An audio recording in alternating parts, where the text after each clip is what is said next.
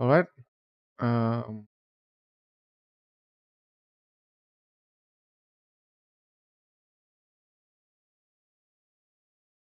North Korea says Kim Jong Un tested a new Hwasong hypersonic missile.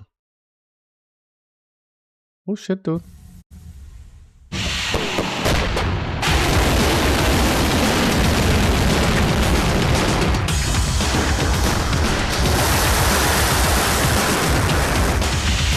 How would Kim get a hypersonic missile?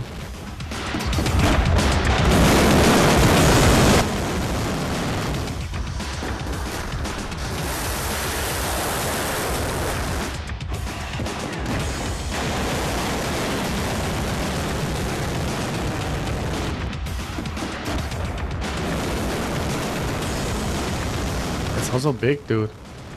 This looks nothing like a Zircon or anything like that, dude. Take a look. I don't know what this looks like. It's the same over and over again, dude. But surely America is finished at this point, Sibuski. Vanessa Beeley. Israel has violated all the laws and conventions by bombing the Iranian embassy. Hey, Dgect, that was North Korea, dude. Testing a hypersonic missile.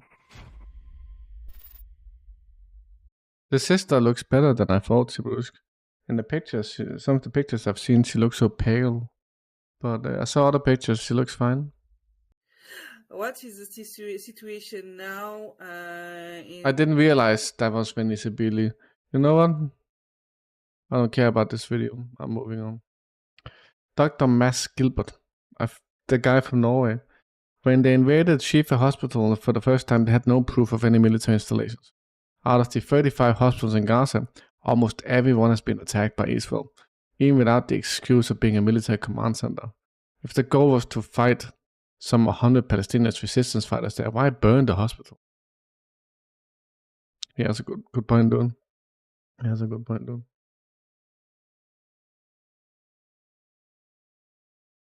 Ding dang dong. I can show that later. We have switched to Telegram. Russia's seaborne crude exports surged to the highest this year. Did you see this, Sibusk?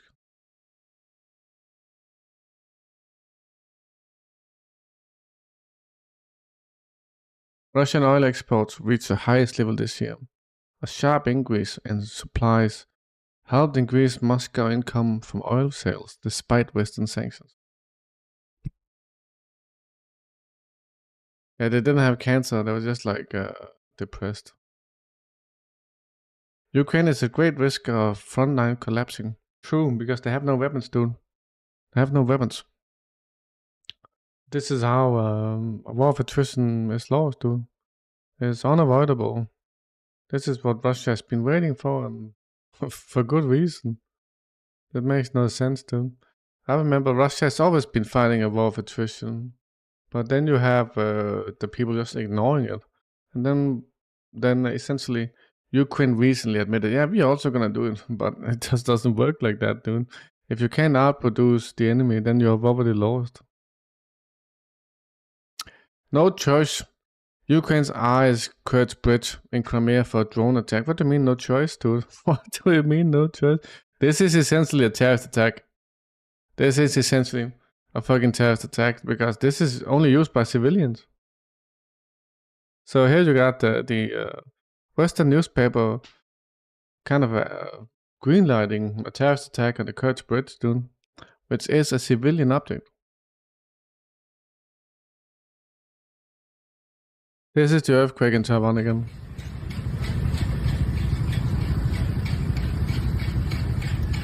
They look quite calm, Sibusk. Doink.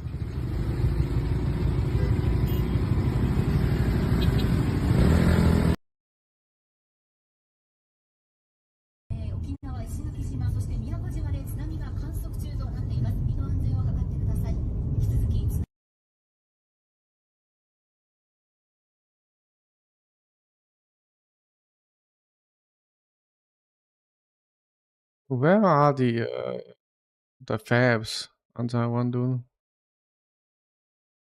Surely they're in Taipei.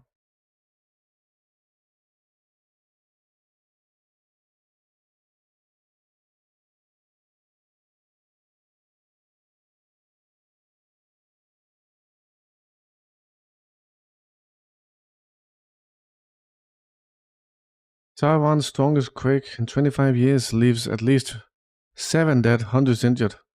The 7.4 magnitude earthquake, has injured more than 700 people, with 77 trapped in tunnels and buildings. The quake hit a depth of 15.5 kilometers just after 8 a.m. local time, triggering a tsunami warning for southern Japan and the Philippines. Good night, Seagaft. Sleep well, man. Sleep well. Thank you for today.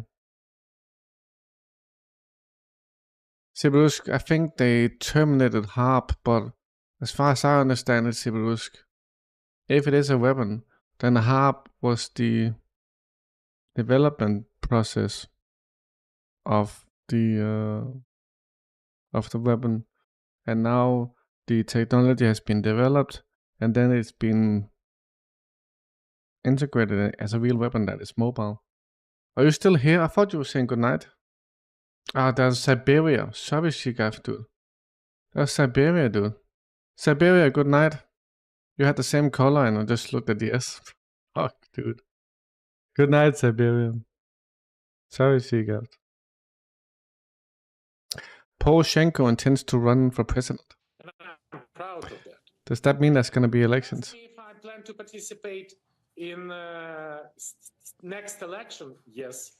But first, for this election, we need to have a victory. What election, dude? What election? There's no elections. Ukraine doesn't have a president, dude. There's no president. Here's some pictures from North Korea. Sibirusk, you know Leaping Larry, right? He doesn't have access to information like this.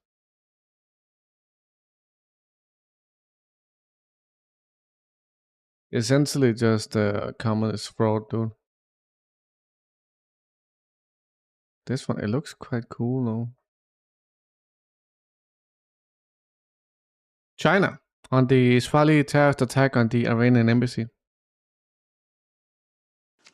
Madam President, yesterday the Iranian diplomatic premises in Damascus, Syria, were hit by an airstrike, causing the death of 7 Iranian personnel. I thought there was 2 people that died. And severe damage to the premises. This is a grave violation of the UN Charter and international law, and a breach of the sovereignty of both Syria and Iran. This attack is of an extremely vicious nature. China strongly condemns this attack. 25 years ago, China's embassy in I told you about this, dude. America attacked the Chinese embassy in Serbia, dude. They killed also the same amount of people. Yugoslavia was bombed I think it was 20 that died. by a US-led NATO airstrike, resulting in personnel casualties and damage to the embassy. We feel the grief and pain of the Iranian government and people, and express our deepest sympathy and condolences to the Iranian government and people. In accordance with the Vienna Convention on Diplomatic Relations and the universally recognized basic norms governing international relations, the safety and security of diplomatic missions is inviolable. To allow impunity for such reckless acts that lack any baseline would send a seriously wrong signal and would encourage even more risky acts. We take note of the solemn protests and condemnations against Israel raised by Iran, Syria, and other Arab countries. We hope that Israel will respond to them. Madam President, since the Gaza conflict broke out in October last year, we have witnessed attacks on homes, attacks on schools, attacks on hospitals, attacks on humanitarian facilities, attacks on UN agencies, and today, attacks on diplomatic premises. The red line of international law and the basic norms of international relations has been breached time and again, and the moral bottom line of human conscience has been crushed time and again. Such a situation, such a tragedy, must stop immediately. Last week, the Council adopted Resolution 2728, calling for an immediate ceasefire in Gaza. We strongly call on the international community to work together to ensure that this resolution is implemented so that the Muslim community will not have to celebrate the month of Ramadan in the midst of gunfire.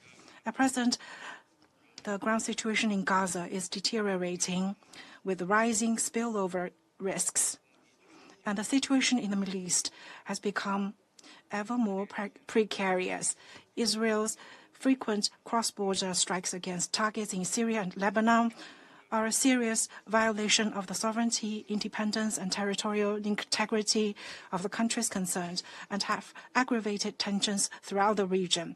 Such provocative actions might trigger greater turmoil and jeopardize the security of the entire region. Such actions must stop immediately.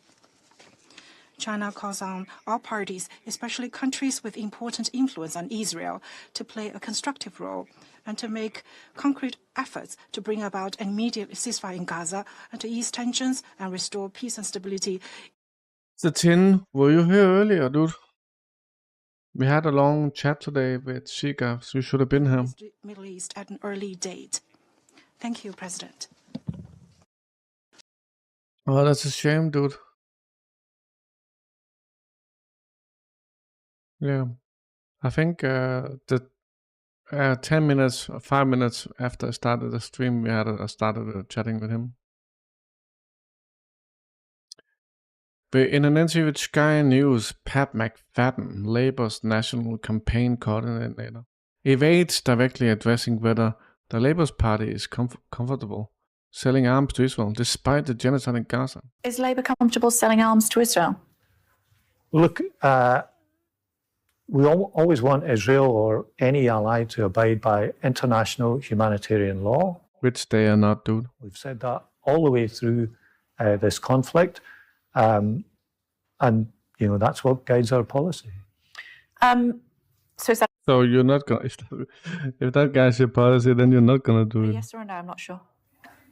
Well, we don't have a boycott of selling arms to Israel. Even given what's happening in Gaza at the moment? Look, there are three things which have guided our policy since this phase of this began 6 months ago. One is the return of the hostages, some of whom are still being held. Yeah. The second is a sustainable stop to this conflict, not just a pause where it starts up again in a few months. But you're not answering my question.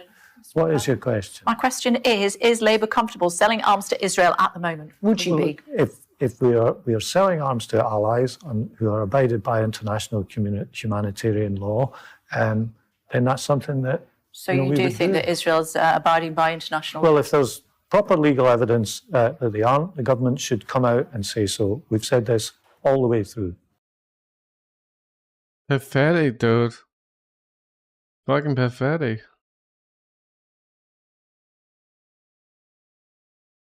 It took 7 Europeans to be killed for the West to act angry against Israel. Yes, dude, that's so good point, Rotterdam, dude. Good point, dude. Yeah, they are full of shit, dude. You can tell whether they are exposed or not by whether they support Israel. Essentially. We got John Kirby here about whether Israel has violated international law. Right. Well, on the point of conditions, the President on February 8th issued a memo, and it said, and you already know this, just for context, it said that it was the policy of this administration to prevent arms transfers that risk facilitating or otherwise contributing to violations of human rights or international humanitarian law. Is firing a missile at people delivering food and killing them not a violation of international humanitarian law? Well, the Israelis have already admitted that this was a mistake that they made. They're doing an investigation. They'll get to the So they did break international law then. Let's not get ahead of that. Your question presumes at this very early hour that it was a deliberate strike, that they knew exactly what they were hitting, that they were hitting aid workers and did it on purpose, and there's no evidence of that. I would also remind you, sir, that we continue to look at incidents as they occur. The State Department has a process in place. And to date, as you and I are speaking, they have not found any incidents where the Israelis have violated international humanitarian law. Unless you think we don't take it seriously, I can assure you that we do. We look at this in real time. They have never violated international humanitarian law ever in the past 5 to 6 months. I'm telling you, the State Department has looked at incidents in the past and has yet to determine that any of those incidents violate international humanitarian law. Okay, go ahead, Nadia. Thank you. So dumb, dude. So fucking dumb, dude. Remember, it took nothing for Russia to violate international law, even though it was fucking Ukraine. 900, what's up? The if. No, what happened there? 900. Ukraine joining NATO. I'm not sure. They're gonna have to change the laws for that to happen, which is perfectly possible, dude. And also another thing, 900. It doesn't matter if they are in NATO. What we have seen in the last 2 years proves that it doesn't matter. Mohammed the if. No, I don't remember Shiga. I don't remember the names of these people. I don't remember them.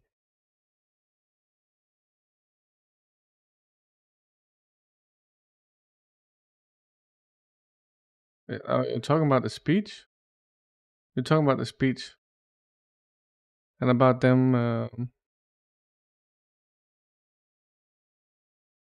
You're talking about the speech you got? What about it? The head of Qassam Brigades, who said Israel has violated all its... Yes, exactly. I remember. I remember that. I remember that. Israeli government spokesman refuses to apologize for killing of the 7 World something kitchen aid workers. Joining me now from Tel Aviv is Israeli government spokesperson David Mensa. First of all, is the Israeli government apologizing to the families of the aid workers killed, including the 3 Don't you need to fucking pay for these families too? Families in Britain? Well, firstly, thank you, Krishnan, for having me on. From the Prime Minister to the Defense Minister to the spokesman for the Israel Defense Forces, all of us have expressed grief about this occurrence. Yes, but are you apologizing? To be frank, if you let me answer, Krishnan, there's no point attacking me already. I've just arrived, for heaven's sake. I'm not attacking you. I'm just asking you a simple question. I want an answer to it. No, you are. Are you apologizing? And allow me to answer. We have expressed grief about this operation, but we need to find out exactly what has happened. The Prime Minister, as he came out... And then they won't do shit, dude. This is a common tactic. We're going to investigate it and nothing happens. The Defense Minister and Minister Gallant have all expressed grief. Indeed, there is a sense of grief across the whole country because WKD are one of the good guys. But you said this was unintentional. So this was a mistake, wasn't it? So you can apologize already. You don't need to know the precise... Remember, later in the queue, I have proof that they did this intentionally. I have proof that they did this intentionally. To issue an apology. Clearly, there are grieving families tonight. There are grieving families. And you can just pay them money, dude. And we grieve with them because clearly something catastrophic has happened. Clearly something catastrophic has happened. It's not something that we wanted, and we're going to get to the bottom of this and find out exactly what happened, because the role of bringing aid to innocent Gazans, to ordinary Gazans, not to Hamas, to the genocidal terror organization Hamas, that role is sacrosanct. Remember, Hamas is incapable of committing a genocide. To us, we've got no beef with the people of Gaza, ordinary people. We're trying to get as much aid as we possibly can. I mean, it's not sacrosanct. The dilemma, saying things like you're trying to get as much aid as possible is just not true, because only a few days ago, the UN's highest court, the ICJ, ordered Israel to, without delay, facilitate humanitarian aid. And tonight, a ship laden with tons of aid is sailing away, and humanitarian organizations are saying it is simply too dangerous for them to carry on supplying aid because you kill their aid workers. So it is just not true to say it's sacrosanct. Just before you go, can I ask you as a matter of fact, did Israel bomb the Iranian consulate in Syria? So I've got no comment on that, but what I can share with you is that Daniel Hagari, said quite clearly that it wasn't a civilian embassy. It was a military. What the shit, dude? Base for Al-Quds. So while I can't okay, but you're not going to deny admit it. no, as I said, that was a military base for the Al-Quds force. Iran, unfortunately, once again trying to destabilize this region, not for the good of the Palestinian people, not for the good of the Arab world at large, but just to destabilize this region. We're trying to go for peace. We're trying to go for coexistence, but we need to get rid of David, I've got to cut you off there, because I mean, I'm just trying to get answers to questions, and if you can't answer the question, then I can't allow you to do the propaganda bit afterwards. So fucking bad, dude. So fucking bad. David, so they're just fucking lying, dude. Oh, we didn't do it, but that was terrorist, though. That was fucking terrorist, though. It's so annoying. It's so fucking annoying, dude.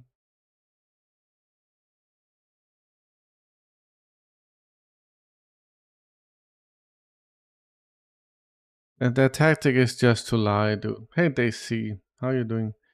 DC, I would love to get that verification icon, but I don't, like you have. David Menzer, the new Israeli government spokesperson and the former director of Labor Friends of Israel. Is that the same guy? Made clear that the Prime Minister has spoken to other governments that have been affected by this tragic case. This is an absolutely horrifying idea. As I mentioned in my briefing, that aid workers, genuine aid workers, are really the unsung heroes in conflicts around the world. They make sure that aid goes to the people that need it most. And in our case, try to stop Hamas from stealing that aid. War is a... That's not your responsibility, dude. You don't need to worry about that. Terrible thing. This was not a war that we started or a war that we wanted, but nonetheless, this... Could you imagine Israel going into Denmark, just bombing a quarter of Denmark? Yeah, there's a thief somewhere. This is a tragic case, but we will get to the bottom of what's happened. Thank you. The next question, please. One more related question from Riley Stewart of Australia Broadcasting Corporation, and he asked, the IDF has said that it is working with the World Central Kitchen to help complete its duties in Gaza. What hope do other organizations have for their safety in Gaza, given that the IDF has confirmed it fatally bombed WCK convoy? Thank you very much for your question, Riley. So we are carrying out an inquiry into what has happened here. We've said that this is a tragic case. I mentioned to you as well already that these are unsung heroes of wars around the world, and especially here in our battle with Hamas to try and get aid to the people that need it most in Gaza. We will work extremely hard. In fact, we are positively trying to get as much aid into Gaza as possible. The figures are now more than 200 trucks going in every day. I remind you that food trucks, before this war, there were 70 food trucks a day going in. The last count was more than 200. So we're working extremely hard to get as much aid as we can and get it to the people that need it the most. It would be way better if Israel just got out of the fucking way, dude. Good night, Sibruski. Good night, man. It's a bit early, Sibruski. I think it's 10 minutes to 12 in Georgia. I'm not sure if... I don't think Upsilla was here from the very beginning. Which is a shame, dude. That's a shame.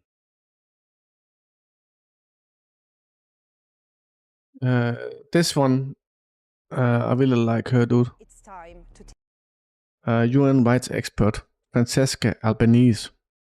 It's time to take concrete actions. She's been very verbal the last week. And she's been spot on with what she's been saying, though.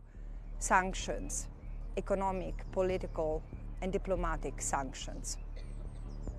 It was with the heaviest heart that I investigated what has happened in Gaza in the past nearly 6 months. The mass killing, the infliction of... the rape. So just like inhumanity that has been shown in Gaza. Do you know what the worst part is? It's not Israel, but it's like the inaction of the world. Even like China and Russia, dude.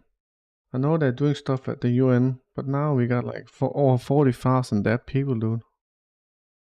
Well, the inaction is the worst part. Harm, bodily and mental harm, and the creation of conditions that would make life impossible. This is a jarring reality in Gaza, and the scars of this devastation will haunt generations to come. More than anything else, the most striking finding of my report is that Israel has used a humanitarian camouflage, has intentionally distorted categories of international humanitarian law like proportionality, precautions, distinction, to justify its genocidal violence against the Palestinian people. There's only one reason why they want to do that, and that is to commit the fucking genocide, dude. You do realize it's completely unnecessary. I'm sure there's ways to fucking get rid of the Palestinians without doing a genocide. You know what I'm saying? So it's just disgusting all the way through, dude.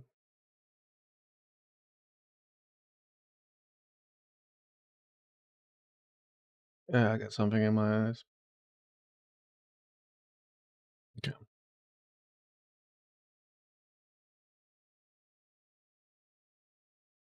Sec boys. So, cool. Pictures posted by Israeli settlers on Instagram mock the 4 World Kitchen international aid workers killed by Israeli occupation forces in Gaza some days ago.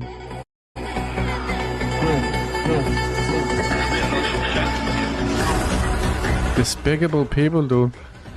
We talked about this. See, yeah, just like all of them are just despicable people, dude.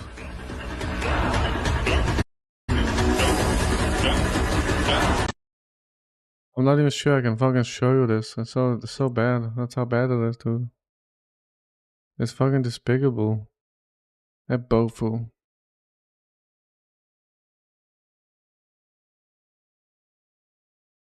Yeah, it's so fucking bad, dude.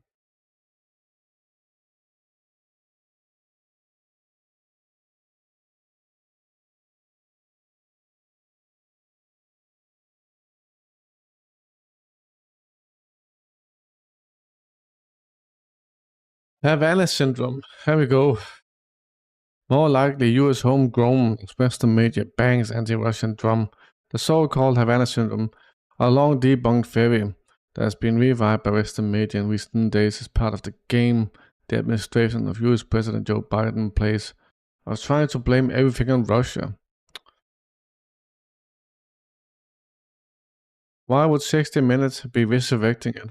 Because somebody put a bug in their ear and they're trying once again to play the game of the Biden admin to blame everything on Russia, he said. I fucking agree, dude. It's about IDF using AI bots to murder people. We'll take a look at YouTube. I queued the video up, then I'll take a look at the video after Telegram if we have time. We just got a shit ton to get through, dude. Taiwan. And I'll do YouTube at the end if we have time. Think that. I just got a feeling this is gonna take a fucking long time, dude. Just push it over, dude. Push it over. Is this the one I showed you? Very icky. Yeah, once this Havana syndrome turned out to be crickets, dude. I remember now. So fucking ridiculous. America is so extreme, dude.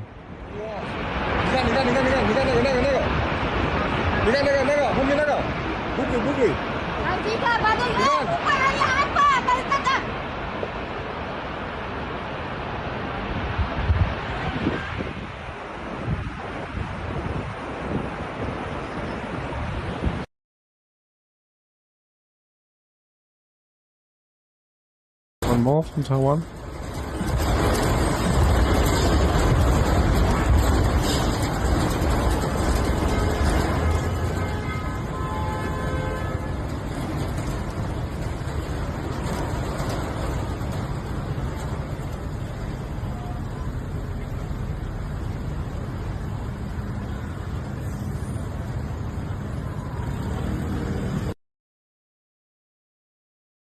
The bridge withstood, dude. Sanctions on Moscow have hurt European economies while Russia has grown and have only encouraged Putin to form stronger ties with China and be more aggressive towards the West. I've been speaking about this for 2 years, dude. And I remember the pro-Ukraine saying I was lying. Now there it is, dude. It's just cold hard facts, dude. You can't fucking dispute it. Europe was the target. The conflict was the tool. Destabilize Europe in order to rob it from its resources, make it dependent on America, to prepare for multipolarity, where America was less alone. That's it, dude. Very fucking simple. We got an interview from Ian Bremner, and he's interviewing Professor Stephen Walt, who notes the daylight between the Ukrainian policies may not be as great as people think. I think this is the clearest place where you'll see a difference, but the daylight may not be as great as people think. It's not because Trump isn't likely to be much less supportive of Ukraine. He certainly won't spend any political capital trying to get big aid packages through the Freedom Caucus or anybody else. But I believe that in a second term, a Biden administration would also be trying to end this war sooner rather than later. They realize, even though they won't say it publicly, that Ukraine is not going to be able to reconquer its lost territory. It's not getting back Crimea. It's probably not getting back any part of the Donbass. So if the war continues in a second term for Biden, it's just a war in which Ukraine is getting hurt more and more and more and more. So I think, although they can't say it during the campaign, once Biden's reelected, you'll see a move towards some kind of ceasefire, some kind of settlement as well. The difference is that Biden's going to try to support Ukraine to help them get the best deal they can in a peace arrangement. And Trump, you run the risk that he would, in fact, abandon Ukraine and force Ukraine to rely only on the support they can get from Europe, which, of course, is what Trump has wanted all along, to get the Europeans to do more of the heavy lifting when it comes to. And that is coordinated by the deep state, the MI6, for Trump to push for Europe to pay more money to the American military-industrial complex. Again, more robbing of Europe. European security. I mean, Biden would be trying to engage in this policy, construct this policy with European allies, where Trump is working with Viktor Orban, you know, his buddy who's most irritating to all of the Europeans, has been the most Eurosceptic of the European leaders. Isn't this a more existential threat to NATO, or you're not worried about that? Well, I don't think Russia constitutes an existential threat to NATO for a whole series of complicated reasons. But you're absolutely right on this point, that Trump is fundamentally a nationalist, fundamentally a unilateralist, whereas Biden is very much a sort of globalist or internationalist. And that's our key difference. There's also the key difference in that the Biden administration has tried to frame world politics as democracies versus autocracies, the need for the former to stand together, demonstrate that they perform better than autocracies. Trump doesn't care about that one way or the other. That framing will be completely lost. If anything, he seems more comfortable with people like Viktor Orban than with most European leaders. So that, I think, it will also shape his basic approach to Europe. I don't think Trump was going to leave NATO, but you're certainly going to see a less supportive America under a Donald Trump second term. How do you think Biden has mismanaged Ukraine specifically? And I mean, you know, it's a really challenging response to Marshall. There was much stronger coordination, both inside the U.S. and with NATO allies, than there appears to be today. And certainly the Ukrainians are not performing as well on the ground as they were, say, 6, 9, 12 months ago. What do you think the U.S. should have done differently, and when? Well, I think we should have worked harder to prevent the war from happening in the first place. I think the American position when the Russians sort of attempted to coerce some kind of negotiated settlement was to flatly reject it. I understand why they did that. I don't think they took sufficiently seriously the possibility of cutting a diplomatic deal before the war started. Then the United States was not particularly supportive of the early discussions on a ceasefire involving Turkey, involving Israel, where there seemed to be some progress being made on maybe getting the war over sooner rather than later. I think that ultimately would. I don't think No, Duff, I'm not sure I'm following. Do you think that the Palestinians are sacrificing on purpose? I definitely don't think that's the case, but I do think the Palestinians are being sacrificed. It would have been better for Ukraine, better for all of us. Finally, I think they mismanaged the Ukrainian counteroffensive. We should have been much firmer telling the Ukrainians not to attempt a counteroffensive that wasn't likely to work, given the amount of training they had, given the preparations the Russians had made. And that, of course, weakened Ukraine substantially, has put Russia in a much better position as well. So you put all of those things together, I think now the Ukrainian position is much weaker than most of us had hoped it would be. And I blame the United States in part for some of those mistakes. Okay, we knew all that, dude. But it's kind of a boring fucking interview. We knew all that, dude. We got these two. I don't care for any of these two, dude. But I'm curious what they're going to say about the Havana syndrome. There's also certainly, and there's also a hilarious part of the interview where they attempt to disguise a woman by just putting her in a wig and hoping that if she looks a little bit like Lady Gaga, nobody will be Hey, Emily, how are you doing? able to guess who she is. So if you're watching in particular, you're going to want to see this. Let's take a listen. One of them is Carrie. We're disguising her and not using her last name because she's still an FBI agent working in counterintelligence. She says in 2021, she was home in Florida when she was hit by a crippling force. And bam, suddenly here, it was like a dentist drilling on steroids. That feeling when it gets too close to your eardrum, She was fucking drunk, it's like dude. that, times 10. It was like a high-pitched metallic drilling noise, and it knocked me forward at like a 45-degree angle this way. As you can see, she's talking. I bet she was just being told what to say, dude. She had no experience. And if it was just like some random bullshit. About some bizarre symptoms, but frankly, just from watching that, Crystal, look, I'm not going to look into who she is, And even, does this symptom match all of the other symptoms? Because that sounds fucking insane, dude. Her identity revealed, but it's like, how is that possibly going to shield you from any public scrutiny? Just ridiculous. Yeah. You're actually trying to protect somebody's actual, their identity. Certain. Let's move on to Havana syndrome. This is it's the syndrome which simply just won't die. For those the fake syndrome it that has won't killed die. more people in frustration at its coverage than it actually has allegedly killed. This is 14 minutes. I don't want to play this. And Havana syndrome, just to return for those who have not heard of it, it has been now alleged for some 5-6 odd years from the Cuban embassy in Havana, where it gets its name, where counter surveillance, they're trained in explosives, they're trained in using poison, and The quote-unquote evidence that they're able to produce is circumstantial. Mm-hmm. So the big smoking gun is the piece that we just showed you. This translated, memo of accounting just showed even account clearly side. Just keep quality evidence to be reminded about the feeling of this. 5-5, they have been doing weapon. Did you see the evidence, Click, Lock, and Big Bad Boom? This is the Havana syndrome evidence. You know what it says? It's just like good birthday, some bullshit, dude. Click, Lock.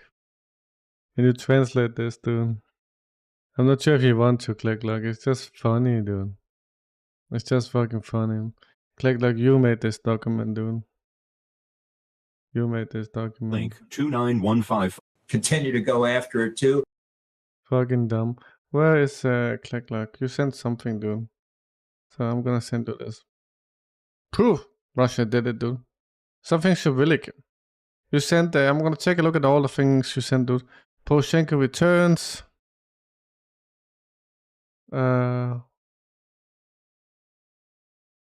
This him, dude. Petro Mark Selena place. What's this, dude? What is this?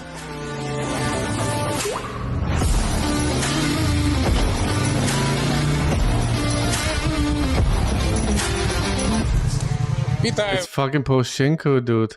That's cringe. Fuck, I didn't realize this was about Poroshenko, even though you said it was, because it looked so fucking dumb. It looked dumb in connection with him. That's what I mean. Ласкаво запрошуємо до моєї I'm going for the next president, even though we don't have any. And I can't leave the country. I can't leave the country. I tried to leave.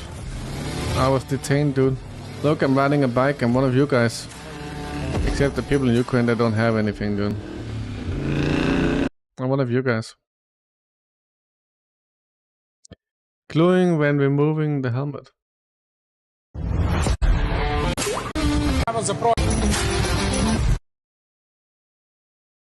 Edit, edit. That was an edit there. It wasn't him, dude. It wasn't fucking him, dude. Click, look. It wasn't fucking him, dude. No one in Ukraine is allowed to leave, including Poroshenko. He tried to leave. Hey, secondant. Yes. No one in Ukraine is allowed to leave. No politician is allowed to leave, dude. They're getting imprisoned, all of them. Well, I missed your fucking... Where is it, dude? Fuck off. Where is it, dude? So you said something here about...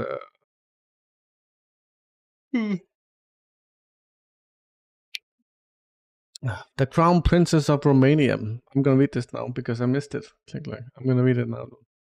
Guardian of the Romanian throne, former Hohen... Okay. Princess Margaret recently met with the leadership of Moldova when they visited the Romanian capital. The official topic of the meeting was the approval of the opening of the representative office of the Royal House of Romania in Chisinau, as well as on issues related to the development of mechanisms for the return of property and the land plots to the royal family, which was deprived at the beginning of the 20th century when the light hand of the Bolsheviks. At the same time, the most interesting thing is that at the instigation of the Romanian authorities, the elderly princess claims property in Moldova and not in Romania. And what is even more interesting is that the issue of returning her the Chapo vineyards in the Odessa region, as well as the forest in Chernobyl in Ukraine, stands apart. Margarita is relying on some kind of agreements that Romania signed with Bulgaria before joining the EU in the mid-2000s. Of the basis of she already won a family palace in the Baltic. The fact that the initiative of the childless princess born in 1949, who's living on her last years, does not belong to her, but murky beneficiaries in Europe, is more likely immediately clear to the Romanians. Nobody asked the Ukrainians' opinions at all, not even the main... Okay. Considering that Margarita is the great-granddaughter of the Russian Emperor Alexander II, we suggest that our diplomats urgently respond. Otherwise, the Romanians will squeeze out of their vineyards. They're stealing Moldova, dude. You worked 4 years as a video editor on a federal channel. I immediately hurt your eyes from such poor work.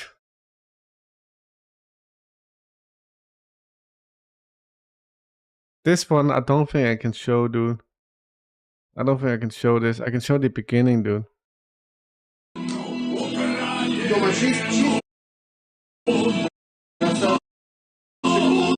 He's gonna shoot the gun at the cameraman. This guy is gonna shoot the gun at the cameraman. And these are the sort of people that PPG is coping for.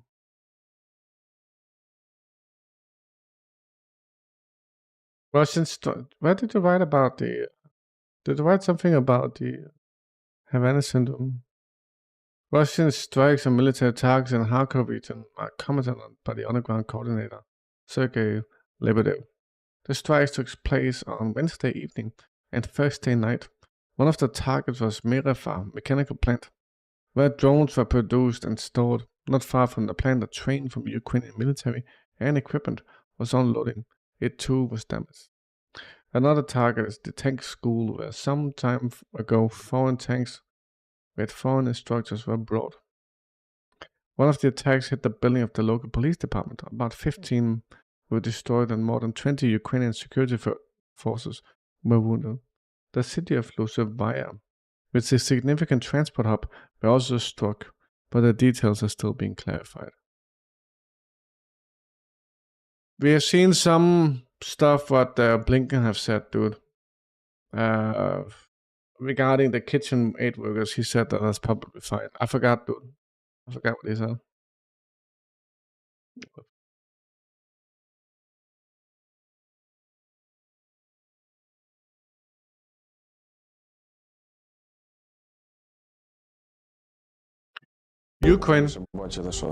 Ukraine is planting their flags all over Donetsk, Bakhmut, using drones. Коли командир підрозділу побачив в інтернеті схоже відео, то нам зразу наказ, задача була... Ukraine is planting their flags using drones too. That's how they're gonna win.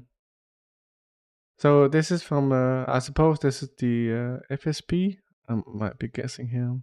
3 teenagers were detained in Ufa for trying to commit sabotage for money. A stranger contacted Ufa residents via Telegram and offered them cash reward for setting fire to communication towers.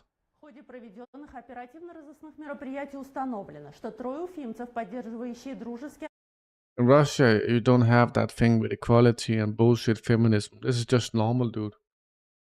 She's just qualified and normal, dude.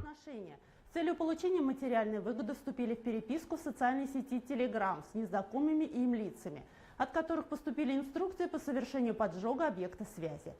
The hoodies won't care about that, Hamdi. За совершение преступлений и фиксацию своих действий на видео анонимные пользователи мессенджера обещали молодым людям денежное вознаграждение. Кто первый получил задание? Первый получил. Координаты кто? We know a guy who lives in Ufa. He's studying to be a diplomat. Он заказчик. It's very east in Russia, as I understand it, too.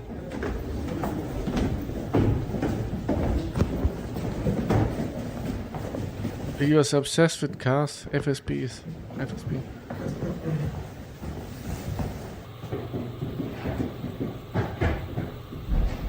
Don't you find it weird that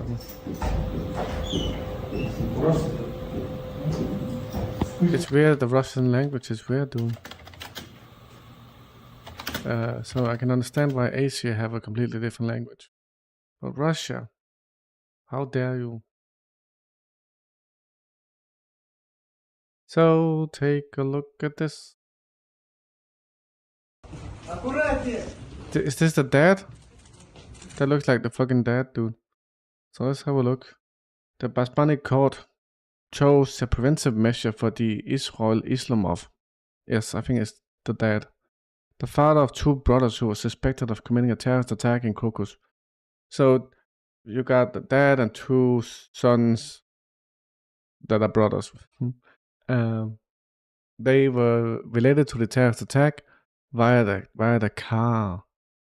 So they have sold the car to the terrorist, and the dad, I believe, was still the name on the insurance papers.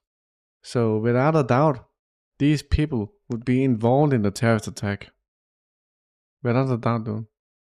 So if you use a car for a terrorist attack, it would lead to these people. Okay? No matter what. One of the brothers, I think, was involved in planning the terrorist attack as well. So don't you guys find this weird, dude? That, hey Twitch troll, that you're gonna plan a terrorist attack? So what you do is, you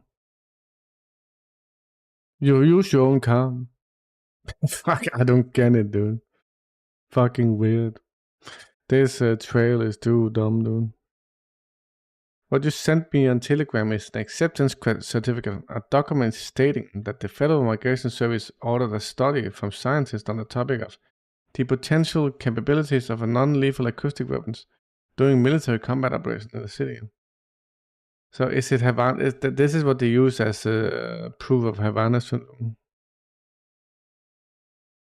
So the potential capabilities of a non-lethal acoustic weapons during military combat.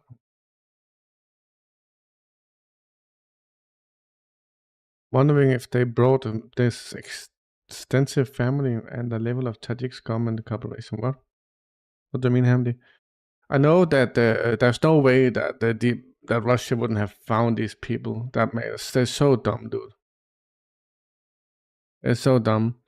The car was registered in their fucking name. The car was used, so they would have been found. The dad might not have been involved. We don't know. but one of the brothers were part of planning the terrorist attack, they would have been found no matter what. As I don't get this. Click look. It doesn't make sense to me that this dad and the sons were so easy to find. The insurance papers, I mean, if they won't talk, I would think that the Tajik government will go to the house and family. I don't think so, dude. The family is gone. The Russian FSB went to one of the departments. The family is gone. There might be family members somewhere in Tajikistan, sure, but they will talk, Hamdi. They will talk. None of these people are like believers, so they will talk. She says that 3 young people were persuaded via Telegram to commit sabotage. Thank you, Secondant. So the court left in custody the father of the Islamov brothers, who are involved in the case of the terrorist attack in Kosovo. Israel Islamov, arrested along with his sons on suspicion of terrorism, tried to appeal his arrest. This is scheduled until May 22nd. His sons, according to investigators, joined the terrorist group shortly after the terrorist attack on March 22nd in January and March, respectively. The court left the decision to arrest Father Islamov unchanged.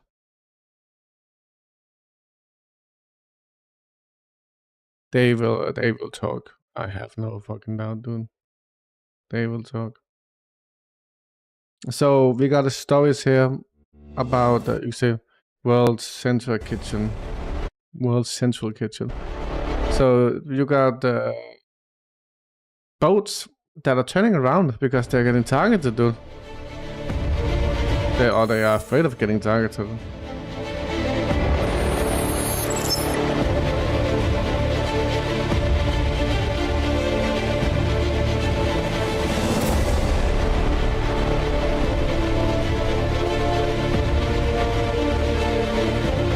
I think they use whatever multi-ballers, and I'm sure there's plenty of them, dude. Russia is a big country.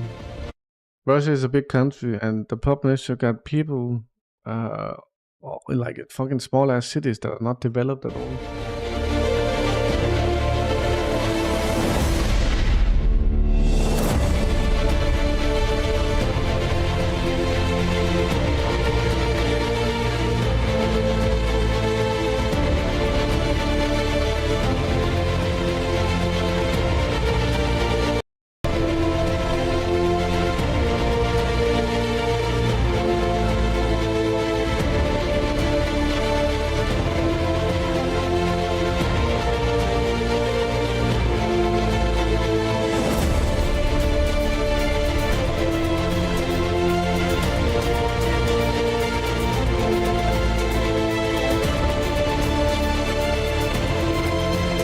I think the number of humanitarian aid workers is up to 200, not 170. The number is much higher.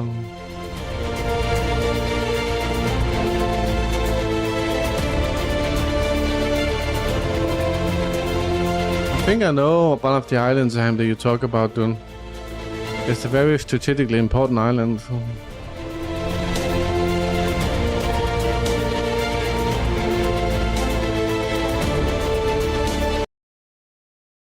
And they have it right now. I think they have it right now. So 12, very horrible, dude. Very fucking horrible. The more attention we get to the situation in Gaza, the better. And the death of Europeans are gonna bring more attention. 12 Polish farmers have barricaded themselves inside the Ministry of Agriculture and Rural Development building. So all around Europe, you got farmers making a statement. It's not being covered by the media. What they're doing is saying that there is government policies that are destroying the farming industry in all of Europe, and that's eventually going to cause a massive famine. And the plots are being bought by billionaires. And they're making a noise. They're making noise fund. So in a few years, we're going to feel this, dude. Mają przepustki, proszę pani, i mają prawo wejść. Przepustki mają. No i niech pan odda im przepustki. Kto wydał takie polecenie, So this is the Agenda 2030 that has been implemented here. nie wpuszczać? This is about everything being bowered, dude. Fucking eating insects and shit. Nie pan zwróci przepustki. Poczekaj, musi przepustkę, nie? But nice. Be with the farmers, dude. Be with the fucking farmers.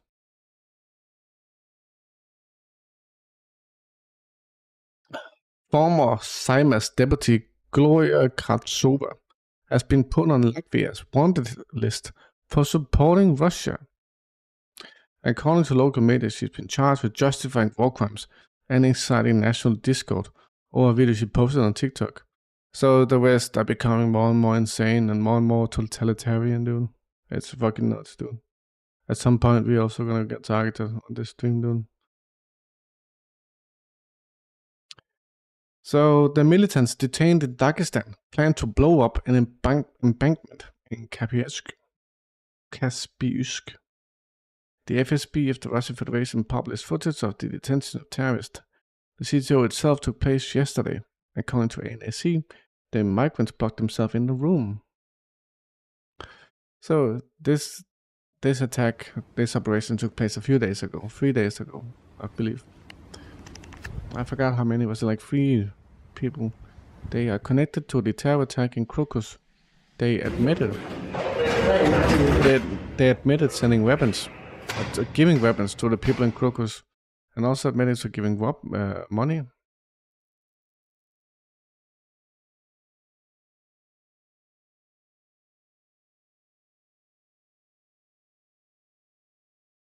Two citizens of Tajikistan detained during the CTO in Dagestan were arrested for 2 months. Okay.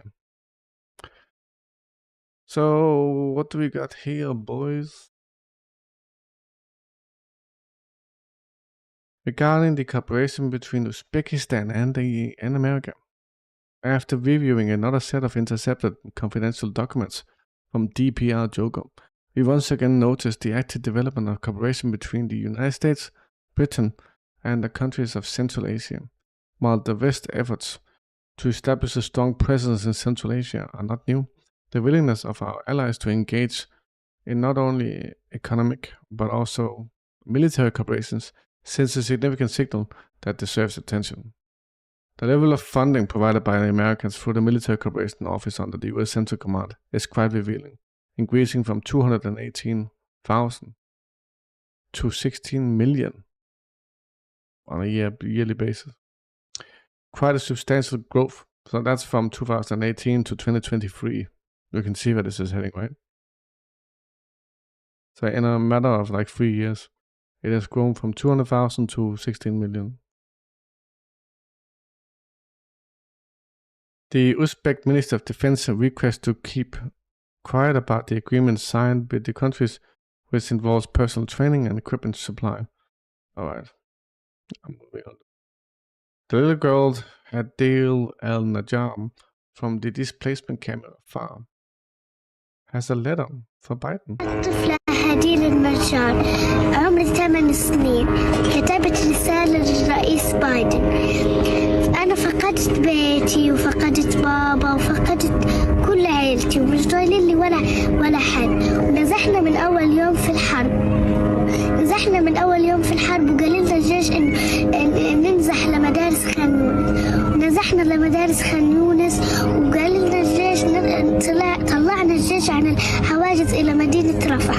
وهينا بنسمع إنه بيقولوا إنهم بدهم يخلونا من مدينة رفح. مش ضايل الأماكن اللي نقعد فيه. أنا خايفة كتير إنهم يدخلوا رفح الجيش لأنه مش ضايل إلنا ولا مكان نقعد فيه.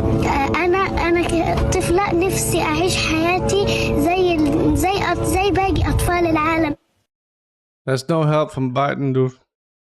And that was a message to us saying, look what your Western leaders are doing. Again from Gaza, after enduring 20 years in prison since the age of 15 by the occupation forces, Nasir al-Avatani has been reunited with his mother. الحمد لله رب العالمين. This is from the West Bank. 20 سنة رجعت لحضن أمي حبيبة قلبي روحي اللي تعبت وسهرت وعانت وعانت مش شوي كتير كتير كتير كتير لحد ما رب العالمين فرجها ورجعت لها. إن شاء الله رب العالمين إنه بقدرني إني أرد لها لو جزء هالقد هالقد. بقول له رديت لي إياه برجعتك لإلي رديت لي إياه راح كل همي وحزني كل شيء راح. ضالك علينا. محرومين كنا من وراء الأزاز وعلى التليفون تقدرش تلمسه تقدرش تمسكه نهائيا. أنا بجوز أنا قاعد بعتذر إني بجاوب عنها يعني لأنه هي كانت 24 ساعة رايحة جاي.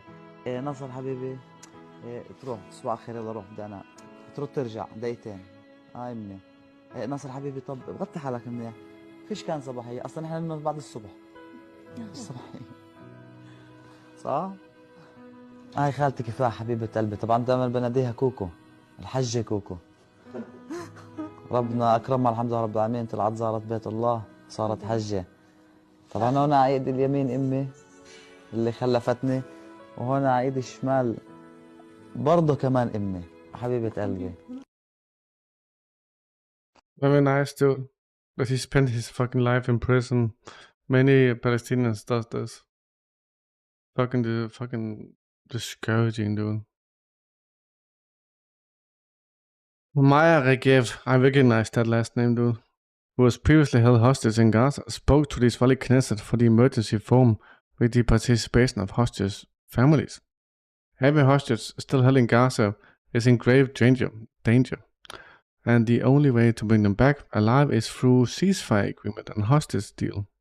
כל בחורה שם, ועם כמה שזה קשה להגיד, והיו הרבה עדויות Right? Cool. These are headlines from one day. So, Israeli strike kills 5 World Central Kitchen with 8 workers in Gaza. Israeli strikes on Iran-Syria conflict kills 7, including 2 Iranian generals. Netanyahu says Israel will shut down Al Jazeera in Israel. Biden admin said to greenlight $18 billion of F-16s fighter jets to Israel.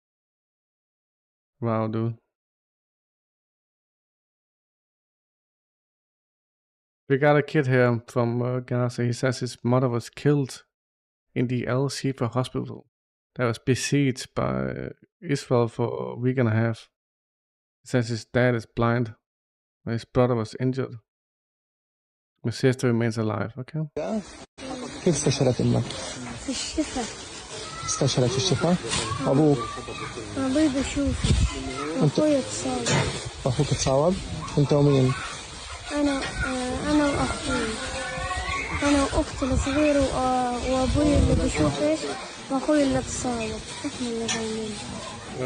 يا حبيبي. Strong children though. Strong fucking people in Gaza. Then we got a weird fucking video with Jens Stoltenberg. I think it's this video. I'm not sure if it is. So Ukraine, whatever. Ukraine was a sovereign nation just before NATO sponsored a coup in their country and implanted a puppet neo-Nazi regime. Now Jens Stoltenberg wants to convince Russia that they cannot win this war, and Ukraine will continue killing Russian citizens without any repercussions, like they did for the last 9 years in Maidan, after Maidan. So pay attention. If we want this war to end, the sooner we can convince Moscow that they will not win on the battlefield. So Moscow is not gonna be convinced, dude. So this rhetoric is aimed purely at the Westerners, and they don't know Russia. They cannot wait us out. Look at this. He takes step, and he does it super bad, dude. To wait us out. Did you notice how he also this is by fucking design, dude. He's been given some sort of training that hasn't really been working, that you should move in this way, but it's just not fucking working. This is pathetic, dude. Pathetic performance. The sooner we can then be able to reach a peace agreement where Russia realized that they cannot win the war, but have to sit down and negotiate an agreement where Ukraine prevails as a sovereign independent. It would be better, Observer, if we just did nothing. Stop doing anything, dude. Stop with the hands. Stop. Just stand like this and talk. Nation. So a stronger NATO role in coordinating and providing support is a way to end this war in a way where Ukraine prevails. So what he's saying is that he won't allow Russia to win. In other words, there's going to be a bigger conflict, and that's going to be a win for NATO. Essentially, he is advertising for World War III, because Russia is not going to give up, dude. This is an existential threat to Russia, not to NATO, which is why Russia won't give up. And they are well aware of that. They're trying to convince the Western people that war with Russia is a good thing, and Russia can lose. They have a lot of coordination. Which is pathetic, dude. I fucking hate these people. Psychopaths, dude. Fucking insane people, dude. France Macron tries to jolt Europe into taking tougher approach with Putin. Again, more insanity, dude. More fucking insanity. We got a Kenyan student speak out against the attacks on the dormitory in Tatarstan. I showed you a terrorist attack that happened a few days ago in Tatarstan at a hostel. And apparently she was there. This was a drone that came maybe from Kazakhstan, maybe from Ukraine. We don't quite know yet. It's a long fucking distance, click look. I'm inclined to believe it came from Kazakhstan, dude. Hello, my name is Otieno Makrinaching, and I'm from Kenya. I'm a person in color. I came to work and study at Alabuga Polytech in the field of service and hospitality, and I'm going to work at Shokolanitsa. I am fine now. Those who attack our hostel today are real barbarians, and they deserve serious condemnation.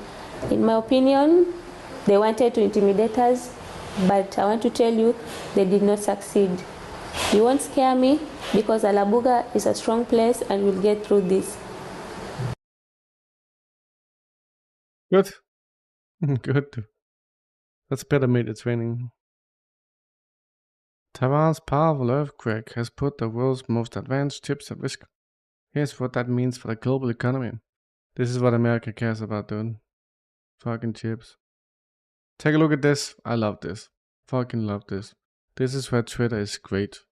I paid homage to the World Central Kitchen aid workers who lost their lives in Gaza. They are a crucial partner in alleviating the suffering of the people in Gaza, including by channeling food via maritime corridors. My deepest condolences. Yeah, but how did they die, by the way? How did they die? Lost their lives in Gaza. So, even the European Commissions, look, they're also doing the same shit. So the readers added context here. The WCK workers were killed. Very important to use that word "killed" because they want to stop using it by IDF airstrikes after coordinating the movements with the IDF.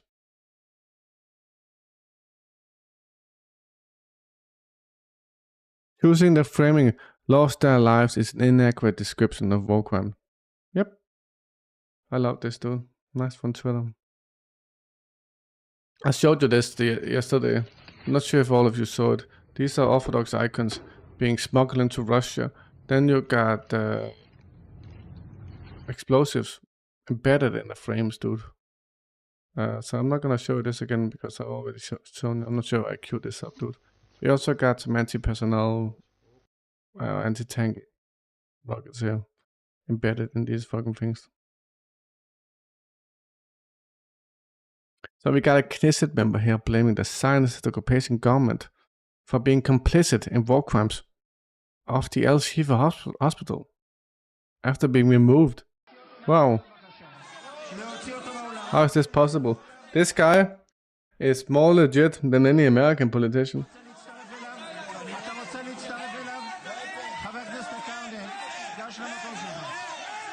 Look at these freaks, dude. These are grown-up people. Fucking freaks, dude.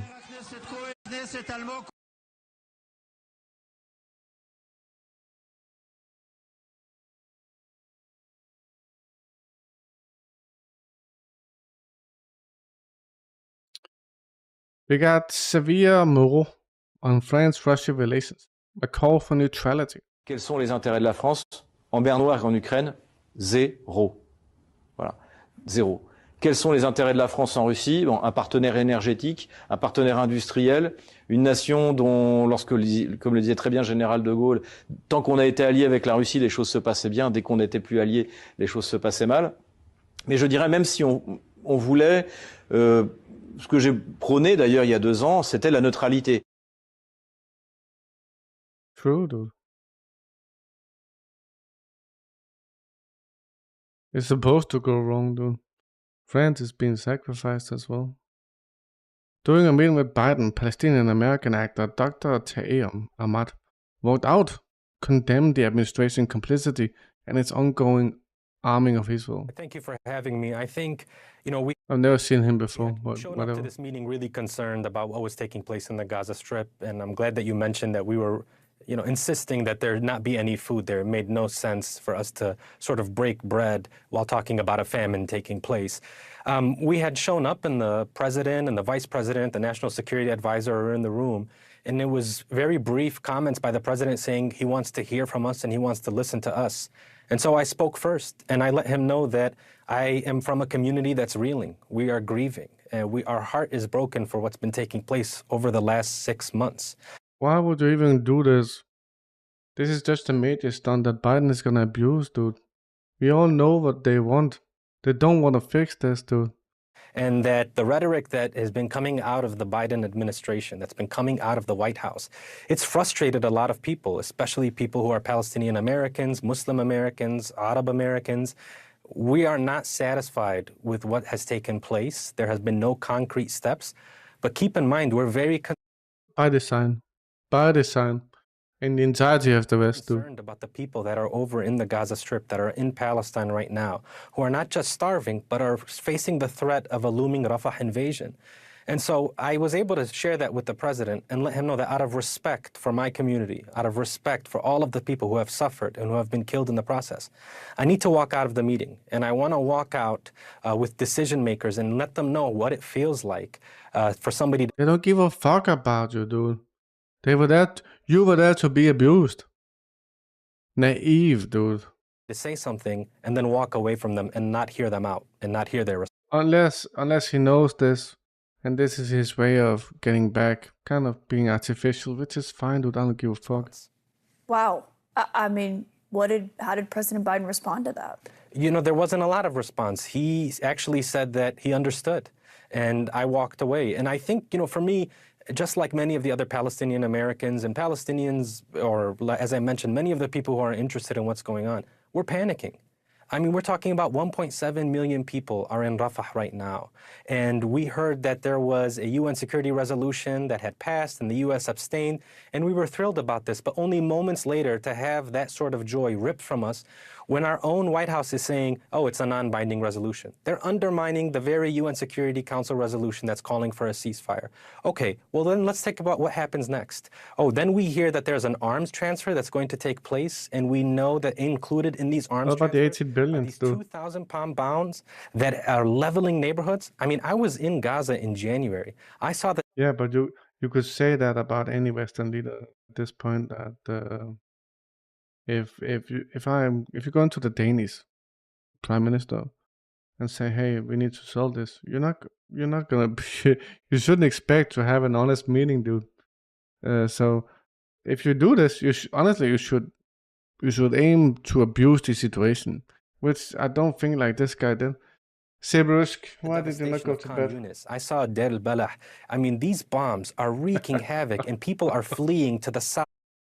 Thank you, Sebrusk. To Rafah, the southern edge of Gaza, bordering up against Egypt. And we're transferring more bombs, more bullets, more fighter jets. What's going to happen to those people in Rafah? I mean, I'm telling you that every single humanitarian aid organization, every single person invested in what's taking place and watching, we are trying to scream at the top of our lungs, please, we cannot allow a ground invasion to take place. We need food to be able to enter and it to be distributed safely. And I'm glad you mentioned the tragic loss of the World Central Kitchen workers who were a part of an approved route. I mean, these are people who are coordinating and just trying to deliver Europeans. food to hungry people, and they're assassinated in the process. 6 workers. And so there is so much wrong in Gaza. Versus 40K, dude. It sounds like you don't think that the White House is hearing you. Were you the only Palestinian in that room tonight? Yeah, I was the only Palestinian American in that room. Ah, I shit, a think that Palestinian. there were plenty of people who probably declined, but I know that there are many people who I had mentioned who should be present there, who for whatever reason, weren't given the invite. And, you know, it's important to mention, you know, I'm a humanitarian physician. I go to the Gaza Strip. I'm a Palestinian American, but I'm not an organizer. I'm not a leader of any local community here. I'm not a part of any organization that I'm the president of. And so even me being selected to be invited to this place, it's not really representative of the diverse community that makes up the Palestinian diaspora. It's not representative of them. You just mentioned the arms sale. Our reporting is that they're close to the sale of as many as 50 American-made F-15 fighter jets. You were in Gaza in January. You want to go back, I know. I mean, what are your thoughts on what Biden is saying tonight about this strike and about how Israel handled it and the idea that they're also on the verge of approving that? Yeah, I mean, it's devastating. And I'm right, so guys, so let's frustrated talk about and angry to hear something like that, to hear about a fighter jet sale. You know, when we were in Khan Yunis... Sibusk, don't drink coffee after 4 o'clock, dude. And 4 o'clock is a long time ago. Sibusk, I just drink coffee in the morning at this point. If I'm at work, I do drink a bit more later on, just to waste time, dude. At Nasser Hospital, the second largest hospital. Israel has taken unprecedented measures to jam GPS signals on its territory as it fears missile attacks from Iran. But Iran in response simply began to use Russian GLONASS system. Yes, Sibusk, don't drink that much coffee, You would dude. hear these fighter jets flowing around. Clicklock, are you saying that Israel has the capacity to block one GPS over another? Because Clicklock, we talked about this. I think it's very tough selecting which GPS you want to, which provider you want to tune out. I think essentially you just jam everything. And I don't think Israel's jamming is like super advanced compared to Russia. And I know we talked about Russia trying to selectively choose which GPS satellites to jam. Remember? And every time... Fuck this guy. I feel like he's wrong and he's just doing Biden a favor. He's not knowing it and he should be smarter, dude.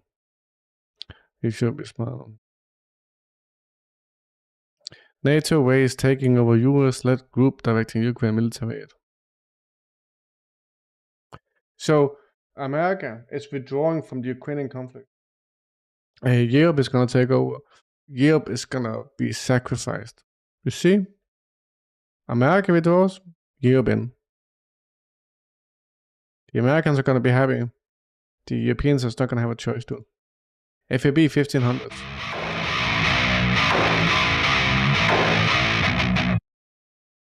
What was they the same, dude? It looks so small. Maybe not, dude. Damn.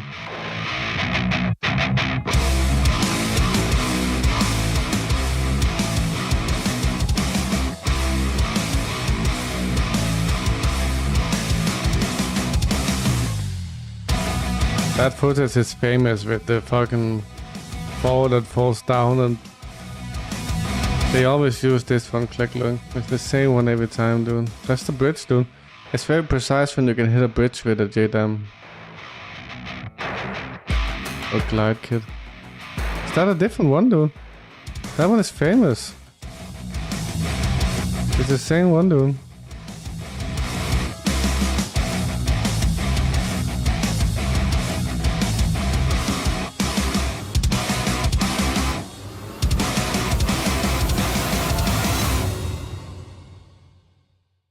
We mixed all the bombs.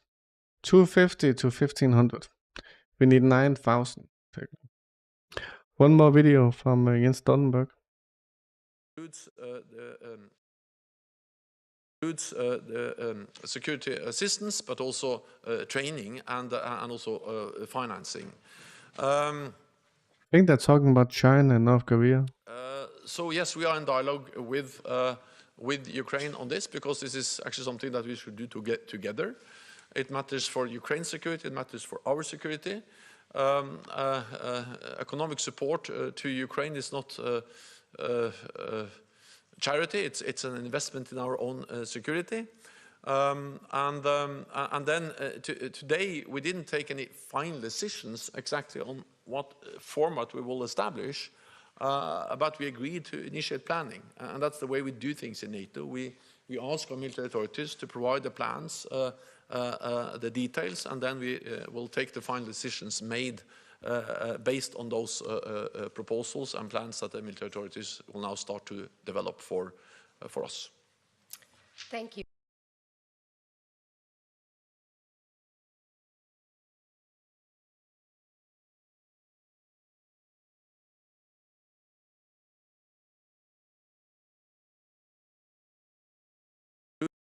Whatever. What is this? So take a look at this, boys. I think this has to do with proving that they bombed it intentionally. Humanitarianism and action, blah, blah, blah, blah, blah.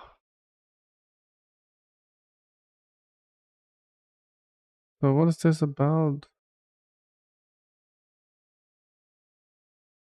So, what? Look at the Ukraine, dude. Ukraine flag.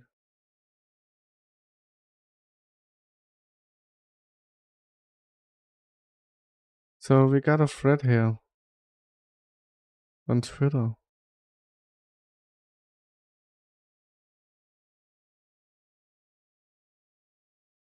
And what it's doing is that it's using, so the thread on Twitter has posted that picture. So how did a chef end up putting Nazi propaganda? That is what I hope to establish for you below. Two of the main points were discussed in Weaponizing Hunger and United Snakes of America, which dives into prolonged exit expansion strategy cooked up by authoritarian occupation Israeli-American administration. AOIAA, which is forcing a famine in North Korea, then murdering people traveling miles to get flour at designated locations on the border of Gaza City and northern Gaza. After unsuccessful attempts to ethnically cleanse everyone in northern Gaza, AOIAA is trying to convince us that this temporary port is solely humanitarian in nature. This port has nothing to do with besieging the Sea of Gaza. It definitely has nothing to do with cutting north of Gaza off from southern permanently, right? The goal has always been to cut Gaza off from the seas, southern Gaza off from Afar, and completely besieging all north and south of Gaza. The Palestinian people in Gaza know it. Those in the diaspora know it, and now you know it too.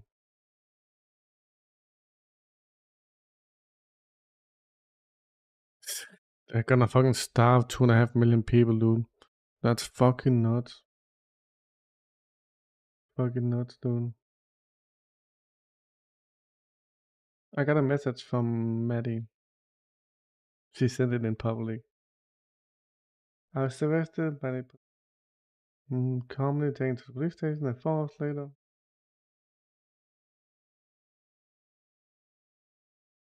Why, dude? Why did... God damn it, Maddie. Why did you post this, dude? Why did this happen, dude? Why the hell did this happen?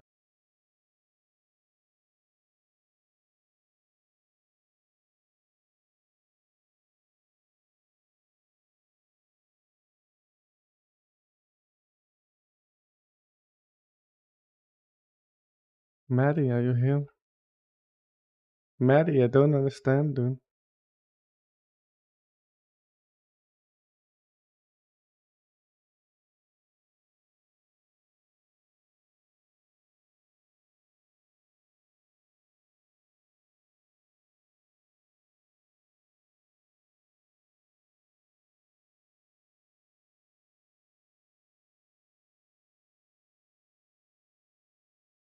You got Joseph Borrell says the quiet part out loud. We cannot afford Russia win this war. Otherwise, the US and European interests will be very damaged. It's not a matter of generosity alone.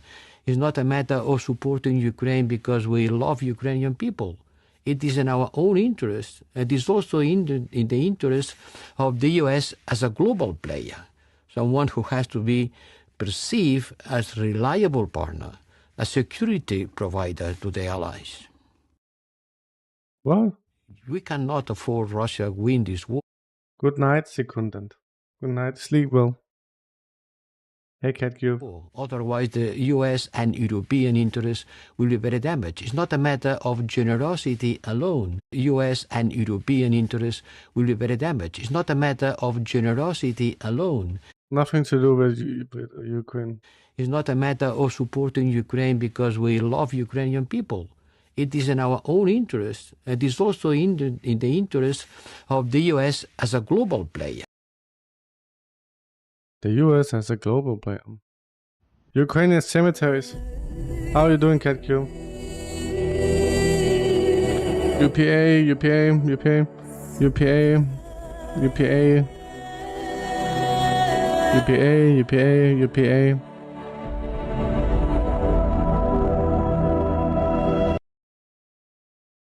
Ukraine tackles gambling addiction within its military ranks. Fuck off, dude. It does get worse and worse. Message from the children of Britain to the children of Palestine. Can you say free, free Palestine? Yeah. Free, free. Free, free. Cute, dude. Well done, yeah. If you could meet a kid in Palestine, would you have a message for them? Yeah. What would you say? I'll say, we are gonna free you some food. If you met a kid in Palestine, what would your message be? Keep being strong. You've been through a lot. The war in Palestine is horrible. Yeah, it is horrible. Oh, I'm so sorry. I'm sorry, my love. If you met a kid in Palestine, do you have a message for them? Yes. What would you like to say? That I'm fighting for you and you're doing the right thing. What would you say? I would say, I would bring you food and I would bring you to my country. My love. Free, free. Palestine. Free, free. Palestine. Very cute, dude. Would you have a message for any of the kids in Palestine? Yeah. What would you say? But people who are killing you are not stopping killing. Yeah, it's bad, isn't it? Yeah. Yeah. Free, free. Palestine. Free, free. Palestine. And if you met a kid in Palestine that was scared, what would your message be to that kid? To say that it was okay and that lots of people want to go on a march. Yeah, so that means that help's coming. Yeah. Wow. Very cute. Essentially, Israel has lost global support, dude. Global support. I'm gonna show you this again, Silla. Is that if we want this war to end, the sooner we can convince Moscow that they will not win on the battlefield, they cannot wait us out, the sooner...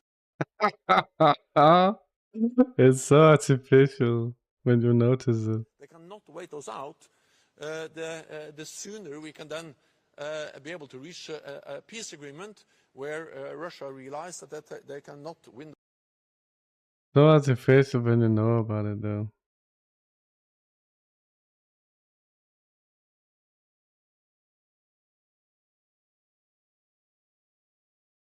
They can still lose militarily by not succeeding in kind of taking any military objectives. It's not always just about killing, dude. Because if Hamas has lost, let's suppose Hamas has lost between 5,000 and 12,000. How easy are they to replenish, dude? So I'm not so sure that it's not a numbers game. Essentially, so has Israel has been exposed as not being that competent and have like breaches of breaks in their armor, and They can be taken advantage of by Hezbollah, Hamas, Houthis, Iran. They might feel way more confident in engaging a full-out war with Israel. But they would have to deal with the fucking nukes though. Which is something they might be able to. Who knows, dude? Could just go to the fucking nuclear facility, take it over, dude. Stoltenberg on how NATO benefits greatly from Ukrainian fighting Russia. Support from NATO allies and support from the United States to Ukraine is something which benefits our own security interests. Because by allocating a fraction of our defense budgets, we have enabled the Ukrainians to destroy significant parts of the Russian combat capability. How is that good, dude? How is that good? And also, you haven't really destroyed that much. But I don't see how that's beneficial. Without putting any NATO soldier or any US soldier in harm's way. So this is really something that is in our interest to continue to do. And not only continue to do, but to do more, to step up, and to ensure that we do it in a predictable, robust way for the long haul. I'm just checking something, boys. Because I have a section. I have a section with Jens Stoltenberg somewhere. Is it under Ukraine? Where is my Jens Stoltenberg video? What the hell, dude? I have a section with Jens Stoltenberg somewhere that I always like save for a moment. But now I can't find it, dude. It must be here. It must be here.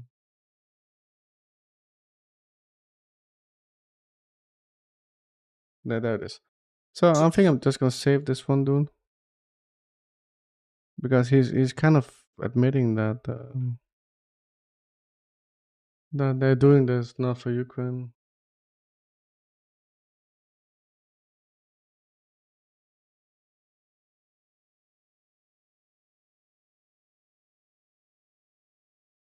And then we had another video by saying the quiet part out loud, which I'm gonna save as well, dude.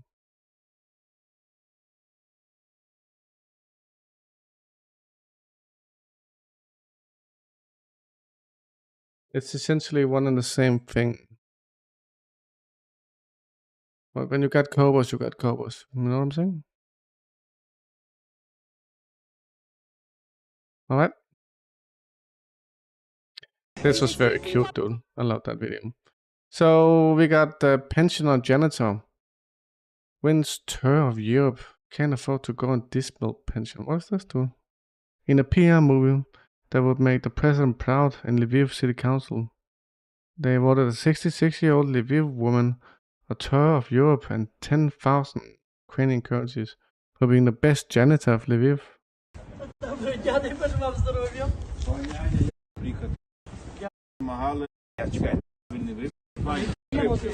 Don't care about this. Moving on.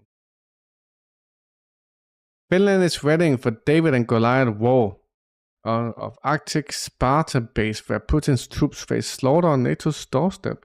What? What slaughter? What are you talking about, dude? What is the Finns gonna do? So the Finns has also been very verbal in going against Russia, and obviously you have the Finns saying that they are with NATO, essentially just a hijack like any other nation do.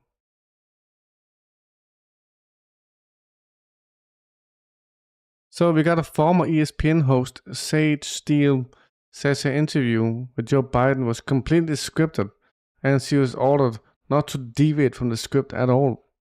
So I kind of expected that.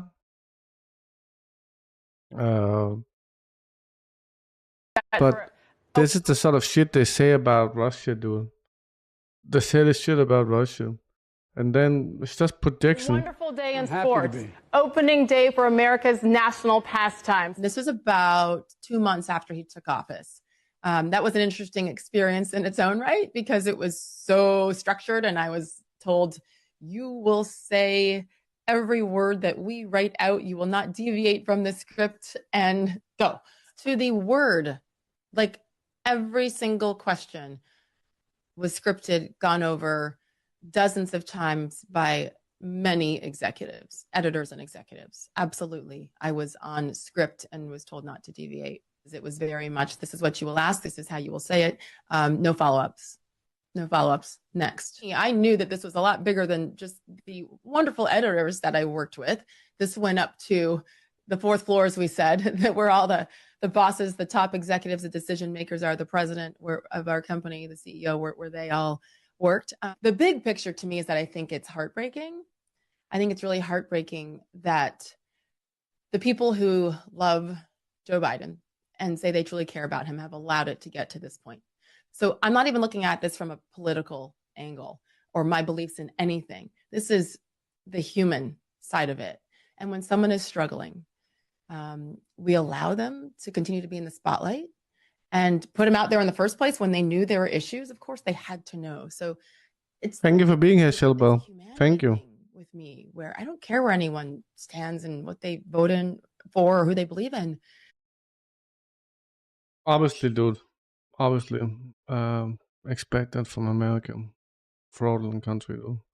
So, guys, regarding nuclear war, I can easily imagine that happening. I can imagine an exchange of nuclear weapons, and that's it. I can also imagine kind of bigger nuclear fallout, bigger nuclear war. I don't think it has to be like mutual assured self-destruction. I don't think it has to be. So I think nuclear war can happen. I think many leaders, they are bold. I don't think many of them, I think some of them, but I also know that some of them, they don't consider that the risk, and they are just expendable, disposable. So for instance, the Kalas from Estonia, someone like that would just be expendable. Wrong. So I don't think she realized the risks. And I think many of these leaders, they would die in a nuclear war. Middle East on the brink of total war.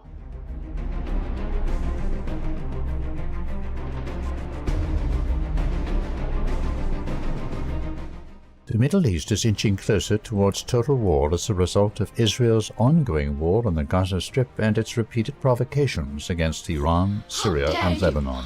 The death toll of Palestinians in Gaza has already exceeded 32,000. Most of the recent casualties were the result of the Israeli Defense Forces' attack on Shifa Hospital in Gaza City, which began on March 18th.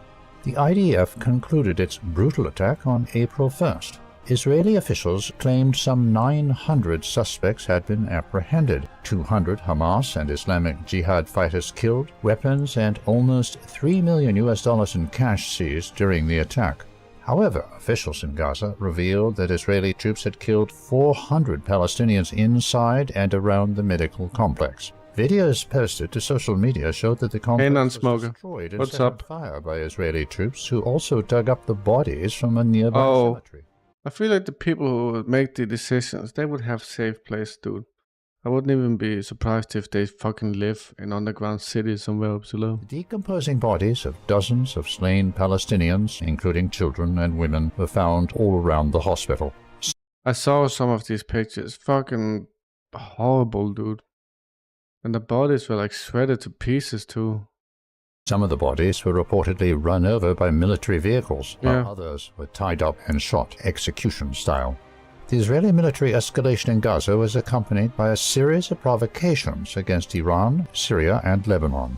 The most serious of the provocations was on April 1st, when an Israeli airstrike destroyed the Iranian consulate annex building adjacent to the Iranian embassy in the Syrian capital, Damascus. The airstrike killed 13 people. The victims included a senior Quds Force commander of the Islamic Revolutionary Guard Corps, Brigadier General Mohammad Reza Zahedi, and his deputy, Brigadier General Mohammad Hadi Haji Rahimi, as well as 5 Iranian officials, Hossein Aman Ilahi, Sayed Mehdi Jalalati, Ali. Hey, Wizard. You're late today. Agha Babae, Syed Ali Salehi Ruzbahani, and Mohsen Sedaghat. 4 other victims were Syrian nationals. Syria's foreign minister Faisal Megdad condemned the strike, calling it a terrorist attack which had killed innocents. Meanwhile, Iran's supreme leader Ali Khamenei vowed a harsh response to the attack. The attack was also condemned by Saudi Arabia, Egypt, United Arab Emirates, Qatar, Kuwait, Jordan, Iraq, Oman, Pakistan, and Turkey, as well as both China and Russia. In addition, Russia, who has been growing frustrated by Israel's repeated attacks on Syria, requested a meeting with the UN Security Council regarding the strike on April 2nd. It's worth noting that the attack came just a few hours after a drone struck a base of the Israeli Navy in Israel's southernmost city of Eilat, causing material damage. The Iranian-backed Islamic resistance in Iraq later said that it had struck a target in Israel using drones. Overall, Israel's recent actions from Gaza to Syria have caused serious tensions in the Middle East. Iran and its allies in the so-called Axis of Resistance will certainly respond to the Israeli provocations, especially the deadly attack on the Iranian embassy in Damascus. This could lead to a full-blown military confrontation in the region, which may be Israel's goal. Yes and no. I'm not sure if it was that, thought out, dude. But I definitely think that they did it on purpose, but just to provoke generally. 2018. We can't put all protesting Palestinians in jail. Why the Israeli forces were shooting dead protesters at the Gaza crossings. Well, we can't put all these people in jail. What? Why the Israeli forces were shooting dead protesters at the Gaza crossings. Well, we can't put all these people in jail. You see how disconnected they are, dude. Fucking nuts, man. Fucking nuts, dude. We got Serbia, Turkey, Armenia, Azerbaijan. So what's happening here, boys? Level of GPS interference. So we got interference in Syria, Lebanon. Oh, this is what we talked about earlier, dude. Fucking Jordan, Gaza, Israel. So look, a shit ton of GPS interference here. Supposedly Israel is doing this. We talked about that earlier because they are afraid of... Click mentioned this. They are afraid of Iran. I'm not sure if it really makes sense though, because I don't think Iran is going to do anything. This is not true. The GPS is working well. This is like public data. GPS jam. So, how old is that though? It's from today or yesterday. But it's public data, this. So you can see there's above 10% interference in these areas.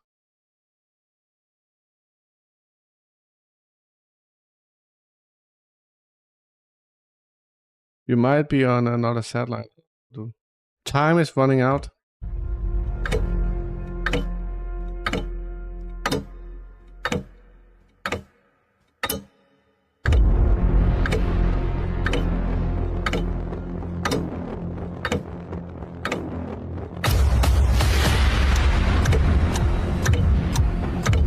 I don't think Iran will attack, dude. I don't think so. Americans, you are chickens. This is a kid from Yemen. America, you chickens, why can't you stay and fight? You threw bombs and rockets and you run away. Why can't you stay in Yemen and fight like this? You guys are so scared you have to go back and do this shit and then come back and throw the bombs and run away. Stay in Yemen and fight with us where nobody's scared. All of us are not scared. Nobody got scared. Every day you come and throw bombs and leave, but you're too scared. That's why you can't stay and fight. We can fight you. We're not scared. We're from Reda. We're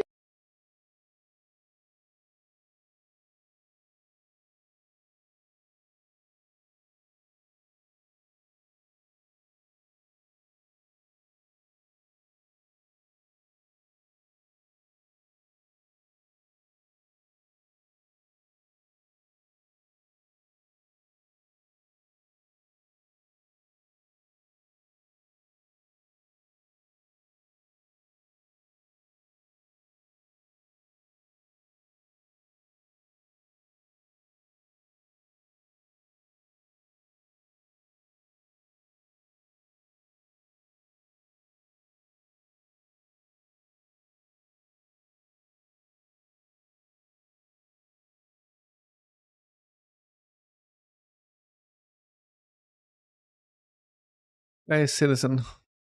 Ufex, do you live in Israel?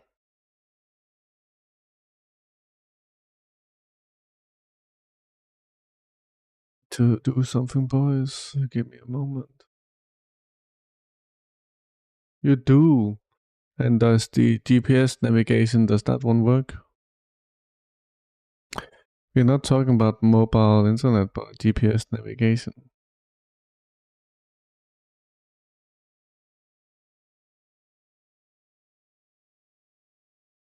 It works really bad this morning, I thought so, but now it's okay. So the data we saw earlier, that was from earlier today. Could have been rectified at this point. Where were we? So, where the fuck? There we go. China! That's the reason why I saved this video, because of the phrasing, dude. Rooftop pool water spilled down the side of a high-rise building of New Taipei City as the 7.4 magnitude earthquake shook China's Taiwan on Wednesday. 9 people died.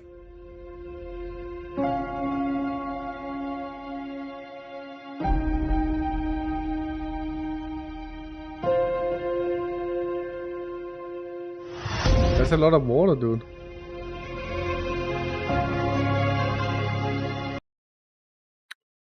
Sounds familiar. The moment they land on these shores, we should put them on a boat and send them straight back to France. That's the only way you're going to stop it. Pushbacks in the channel as well. And I've always said, look, if we can pick people up in the channel and bring them to this country, we can pick them up in the channel and take them straight back to France. It takes courage. What? It takes political will. And unfortunately, the government over there and Parliament as a whole haven't got that courage. But the British people demand this now. We see it time and time again. Another nearly 1,000 at the weekend come over, Martin. How many of those in that 1,000 are going to be committing all sorts of horrible crimes in this country? The people of this country have had enough. They're fed up to the back teeth. Now you're no longer in the Conservative Party, Martin.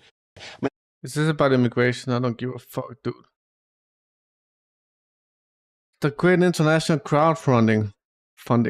NATO launches its latest fundraising platform, Save Ukraine, with $100 billion. As if the world has transformed into a gigantic crowdfunding platform, where NATO assumes the role of ambitious startup with the project Save Ukraine with $100 billion. Fuck off, dude. So dumb. Al Jazeera reports that British Sunak has informed Netanyahu that the UK is considering declaring that Israel has been violating international law. So now we got something here about the World Central Kitchen. 8 ships decided not to go to Gaza. 8 will not be delivered to Gaza, Cyprus. So take a look.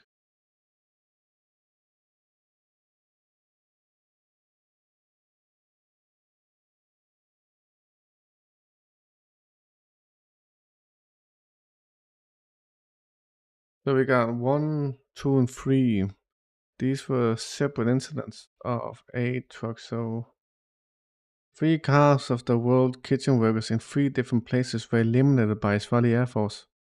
So that is no accidental hit on one car. That is a deliberate targeting on a convoy until the last one is destroyed. It probably was intentional. You understand? America is seeking a quick and objective investigation by Israel into the strike on World Central Kitchen. But it's definitely, it looks fucking by design. Upsilla now, take a look at this.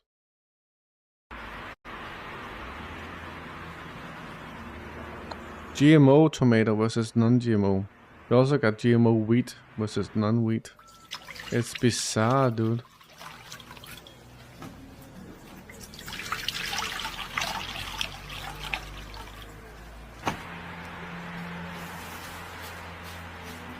Hey, L.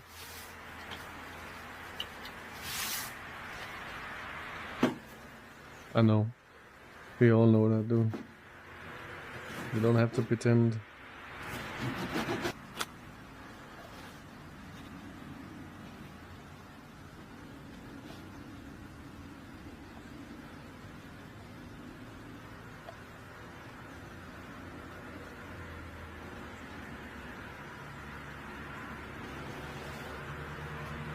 This is weird, boys.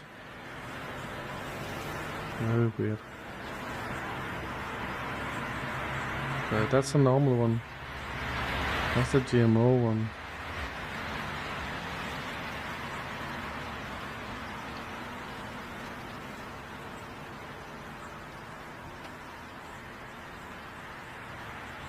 This gene effect. Yes, it does. That has been tested in mice. Humanized mice. I was discussing with someone on Amy's channel, Upsilla, and they said, no, that's not true. The European scientists are lying. Just trust the Americans. It's just like, oh god, dude. I don't know what the fuck this is, dude. It says, fish gene effect. I don't know, dude. The wheat does it too.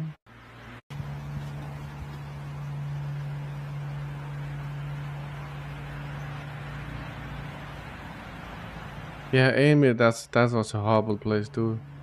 Fucking horrible place. Completely fucking lipped and dumb as fuck, dude. Like all the other fucking channels. Look at this one. I don't know if it's true, but fish gene effect, so it's very weird, dude. Very weird.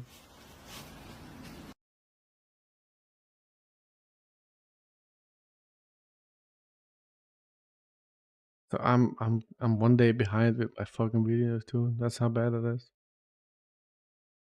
Haifa, now after threats from Iran and Hezbollah since yesterday, after the attack of the Iranian consulate in Damascus, the residents of Haifa are fleeing to shelters. So remember, Iran didn't threat anyone, dude. There's nothing.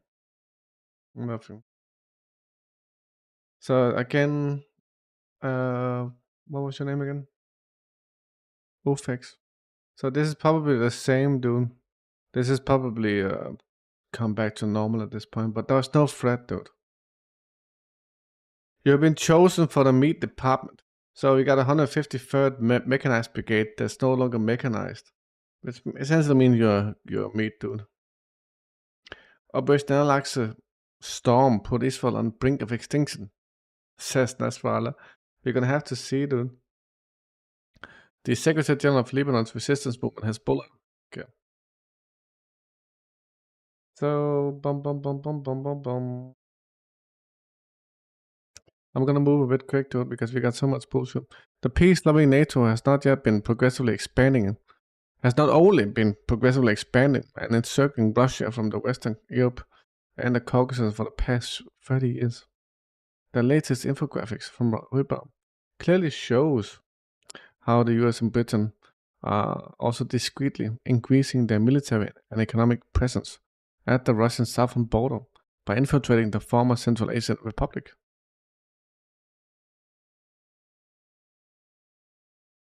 Is this the infographics, though?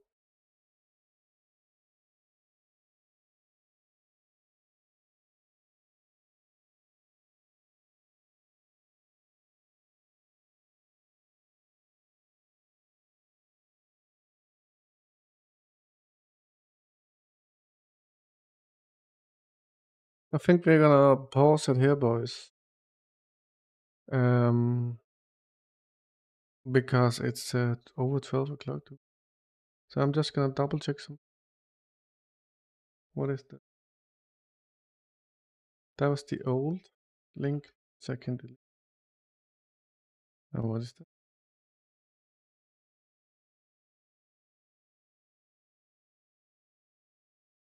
You know what? We're gonna go through a few more videos, dude. We're gonna go through a few more videos. Because otherwise we fucking never will do. And there is something I just want to show you. And we just never had the time. So we're gonna do it now. I can't believe I haven't shown you these videos. So bad, dude. Because they're super good videos. But we've just been so far behind. Did I show you? I think I showed you this. This is a native from Tajikistan. Delivering flowers at crocus. How is she, Gaft? I got good videos. So native from Tajikistan is delivering a car full of flowers, which is good, dude, because the last thing you want is fucking infighting between Tajiks and Russians. I don't know what this is, dude. They're playing Dota. They're playing Dota, dude. They're kitted out in the background.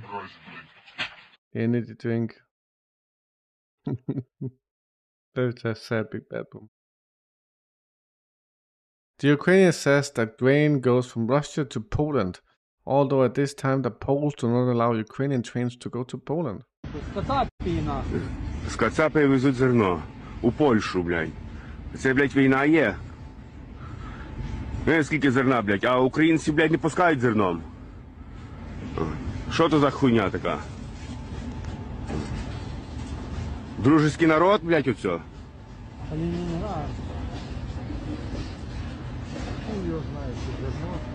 Зерно, Калінінград, зерно.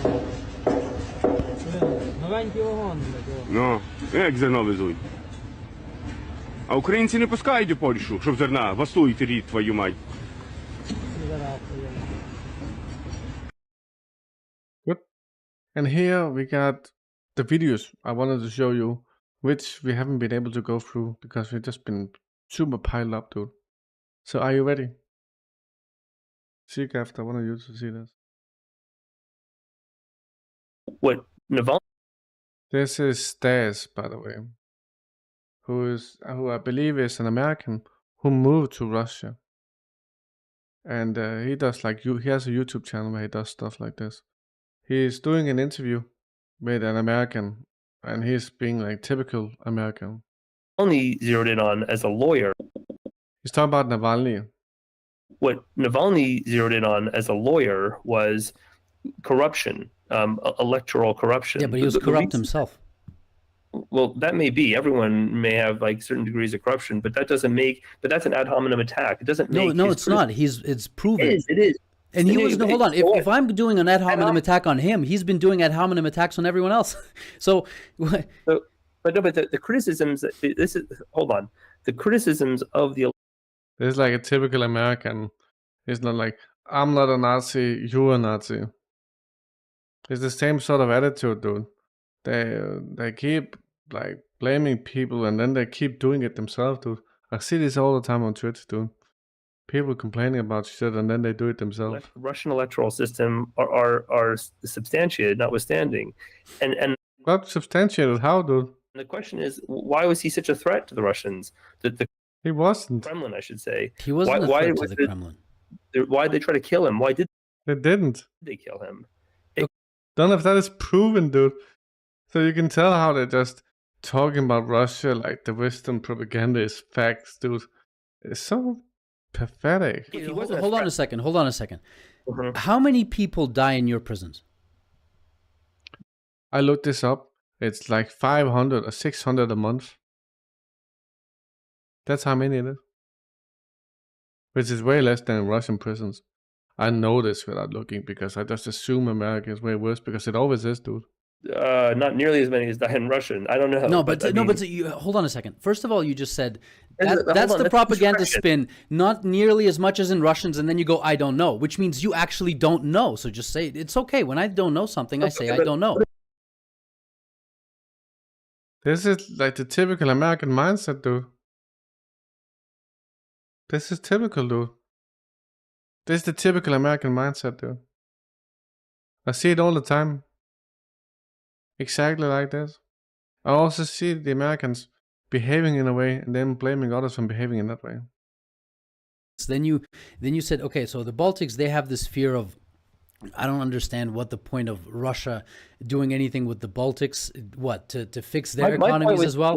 No idea. So that's BS, that whole argument. Then we're talking about... Hold on, it's not BS. It's not BS. Give me an actual fact of why the Baltics, for what reason I mean, they're in NATO. An attack on the Baltics would actually trigger Article 5, I believe. So Right. this would be suicide. So what fear do the Baltics have? Because if that were to happen, nobody has any fear at all, because we would all be vaporized, everyone, except for maybe some people in Fiji, for all I know. So what's the point? What's there to be afraid of? Your contention is that the Baltics have nothing to worry about because they're in NATO, and therefore. So his entire foundation for reality is not thought through at all, dude. The Baltics are gonna be attacked. Just fuck off, dude. You can tell them anything and they won't think about it, dude. This guy thinks that the Baltics are gonna be attacked by Russia. And this guy is saying, yeah, but Article 5. And this guy, yeah, that's right. And then you can just tell he never thought about it. But he never thought about this, but even though he never thought about it, he's so deeply committed to the thought. Don't you find it it's fucking insane, dude? Or they can get away with saying or doing whatever they want, because if the Russians were to attack them, that would trigger a world war. Because that's right. The Baltics can get away by saying and doing whatever they want. That's exactly right. They are part of NATO. Of course. Correct? Of course. Right. Of course, that's much less of a serious fear now, because we have a whole, as you know, a faction in the United States on the right. Remember, we came for the talking point where this guy was making it seem like Russia was going to attack the Baltics, and this guy was trying to like address it. Now he's just like onto something completely else because he was exposed, right? Something else. It's just insincere again, dude. Fucking insincere. Including the soon-to-be presidential nominee, the Republican. Now he's gonna be angry at Trump or some bullshit, dude. It's Biden doing the genocide, right? Party, who has questioned whether NATO ought to exist, and certainly would be reluctant to come to the defense of Latvia or Lithuania, Estonia, in the event of a Russian attack. Well, they said if they don't pay. Let's be realistic. He did say if they don't pay. That's a clue. If they don't pay, they're not going to be defended. That makes sense. If you don't pay, why should I defend you? Well, there are lots of good reasons for that, but whatever the case. Look, dude. Always with the yep, but maybe they can't pay. Just always super insincere, dude. Just doing this insane mental gymnastic to be right. And I think he doesn't realize it, dude. Just completely fucked in the head, dude. Look, I think he colored his fucking hair. He chose the glasses, he colored the hair, and then the fucking purple shirt, dude. Everything's just fucked. Everything's just fucked with that guy, dude. I think all of this goes back to the question of why does the United States have to have a say in Russian domestic politics? They don't. That's the issue. They want to have a say, but they don't, dude, and they shouldn't have. And the answer is what I've been trying to explain. But what you do is you keep kind of like taking the conversation in a different direction. It's the same argument that Navalny made. What Russia does, the way democracy works or doesn't work in Russia has. How do you know that, dude? What's the problem with Russia's democracy? It just doesn't work. It's bad. I took a look at it. It's bad. Yeah, what's bad about it? It just doesn't work. An enormous impact not only on Russians but on people all around the planet, because Russia is big, and so it matters a great deal. It's not simply a moral argument; it's a geopolitical one, and an economic one, and a cultural one. Is it also like a financial one and sociological one and a philosophical one? Just you can just tell this guy is trying to sound smart. Look, he's looking at something he written down, dude. Don't you find that funny? He's reading with something. And the notion that somehow. Remember to say the notion, so you sound smart, dude. You sound like a fucking dumbass. How? Sibirusk, if you just wait maybe like 5 minutes, because we're watching some really good videos, and I'll be off after this. Like Russian sort of shortcomings when it comes to democracy or. Yeah, but which shortcomings, dude? Republicanism, or the tyranny of the majority, which has also been part of That's democracy, dude. Conversation, which is odd. You seem to think that if somebody doesn't represent the majority viewpoint, it's not a valid one, which I find strange. But these things matter a great deal to people all around the world, starting with people in the former Soviet Union, but extending to Eastern Europe and beyond. So why do we care? We care because lots of people care, and it affects international sea lanes and travel and culture and so on and so forth. Can we actually go like point, please? Yeah, what's the issue? Russia is bad in this way and that way and that way, that way. They're bad like this, they're bad like this.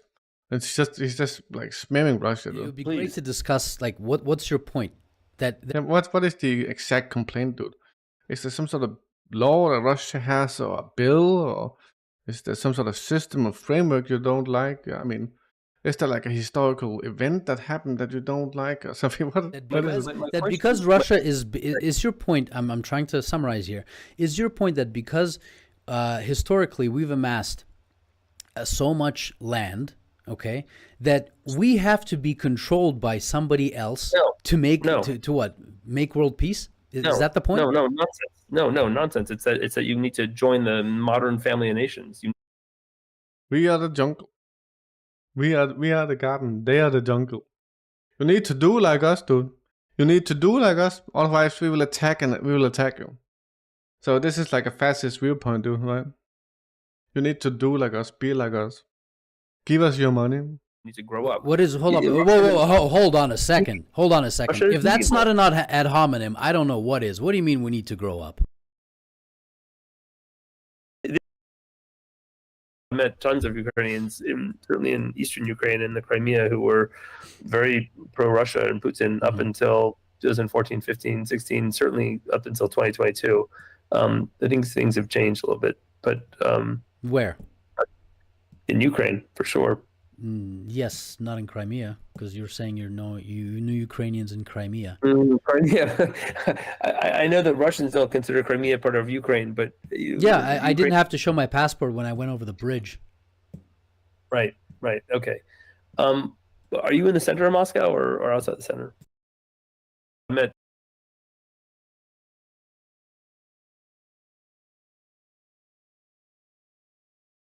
Boys. В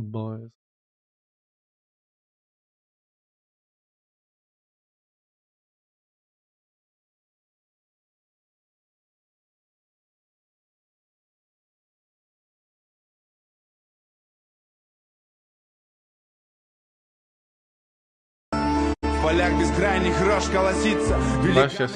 Last video. Река стремит свои воды не быстрые, не как все, а с запада на восход. Лишь той водой я могу напиться, душа лишь там покой обретет.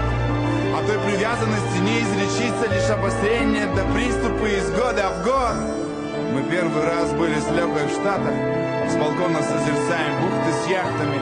Казалось, вот где счастье спряталось, сгребла тоска в охапку с бухты-барахты.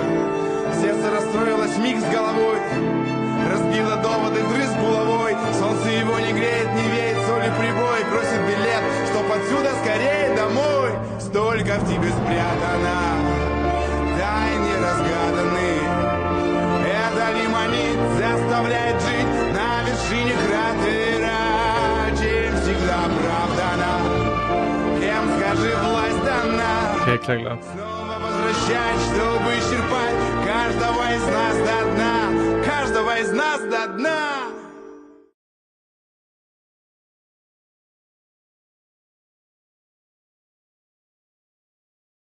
Okay, boys. Fine, dude, fine. I need to get to bed.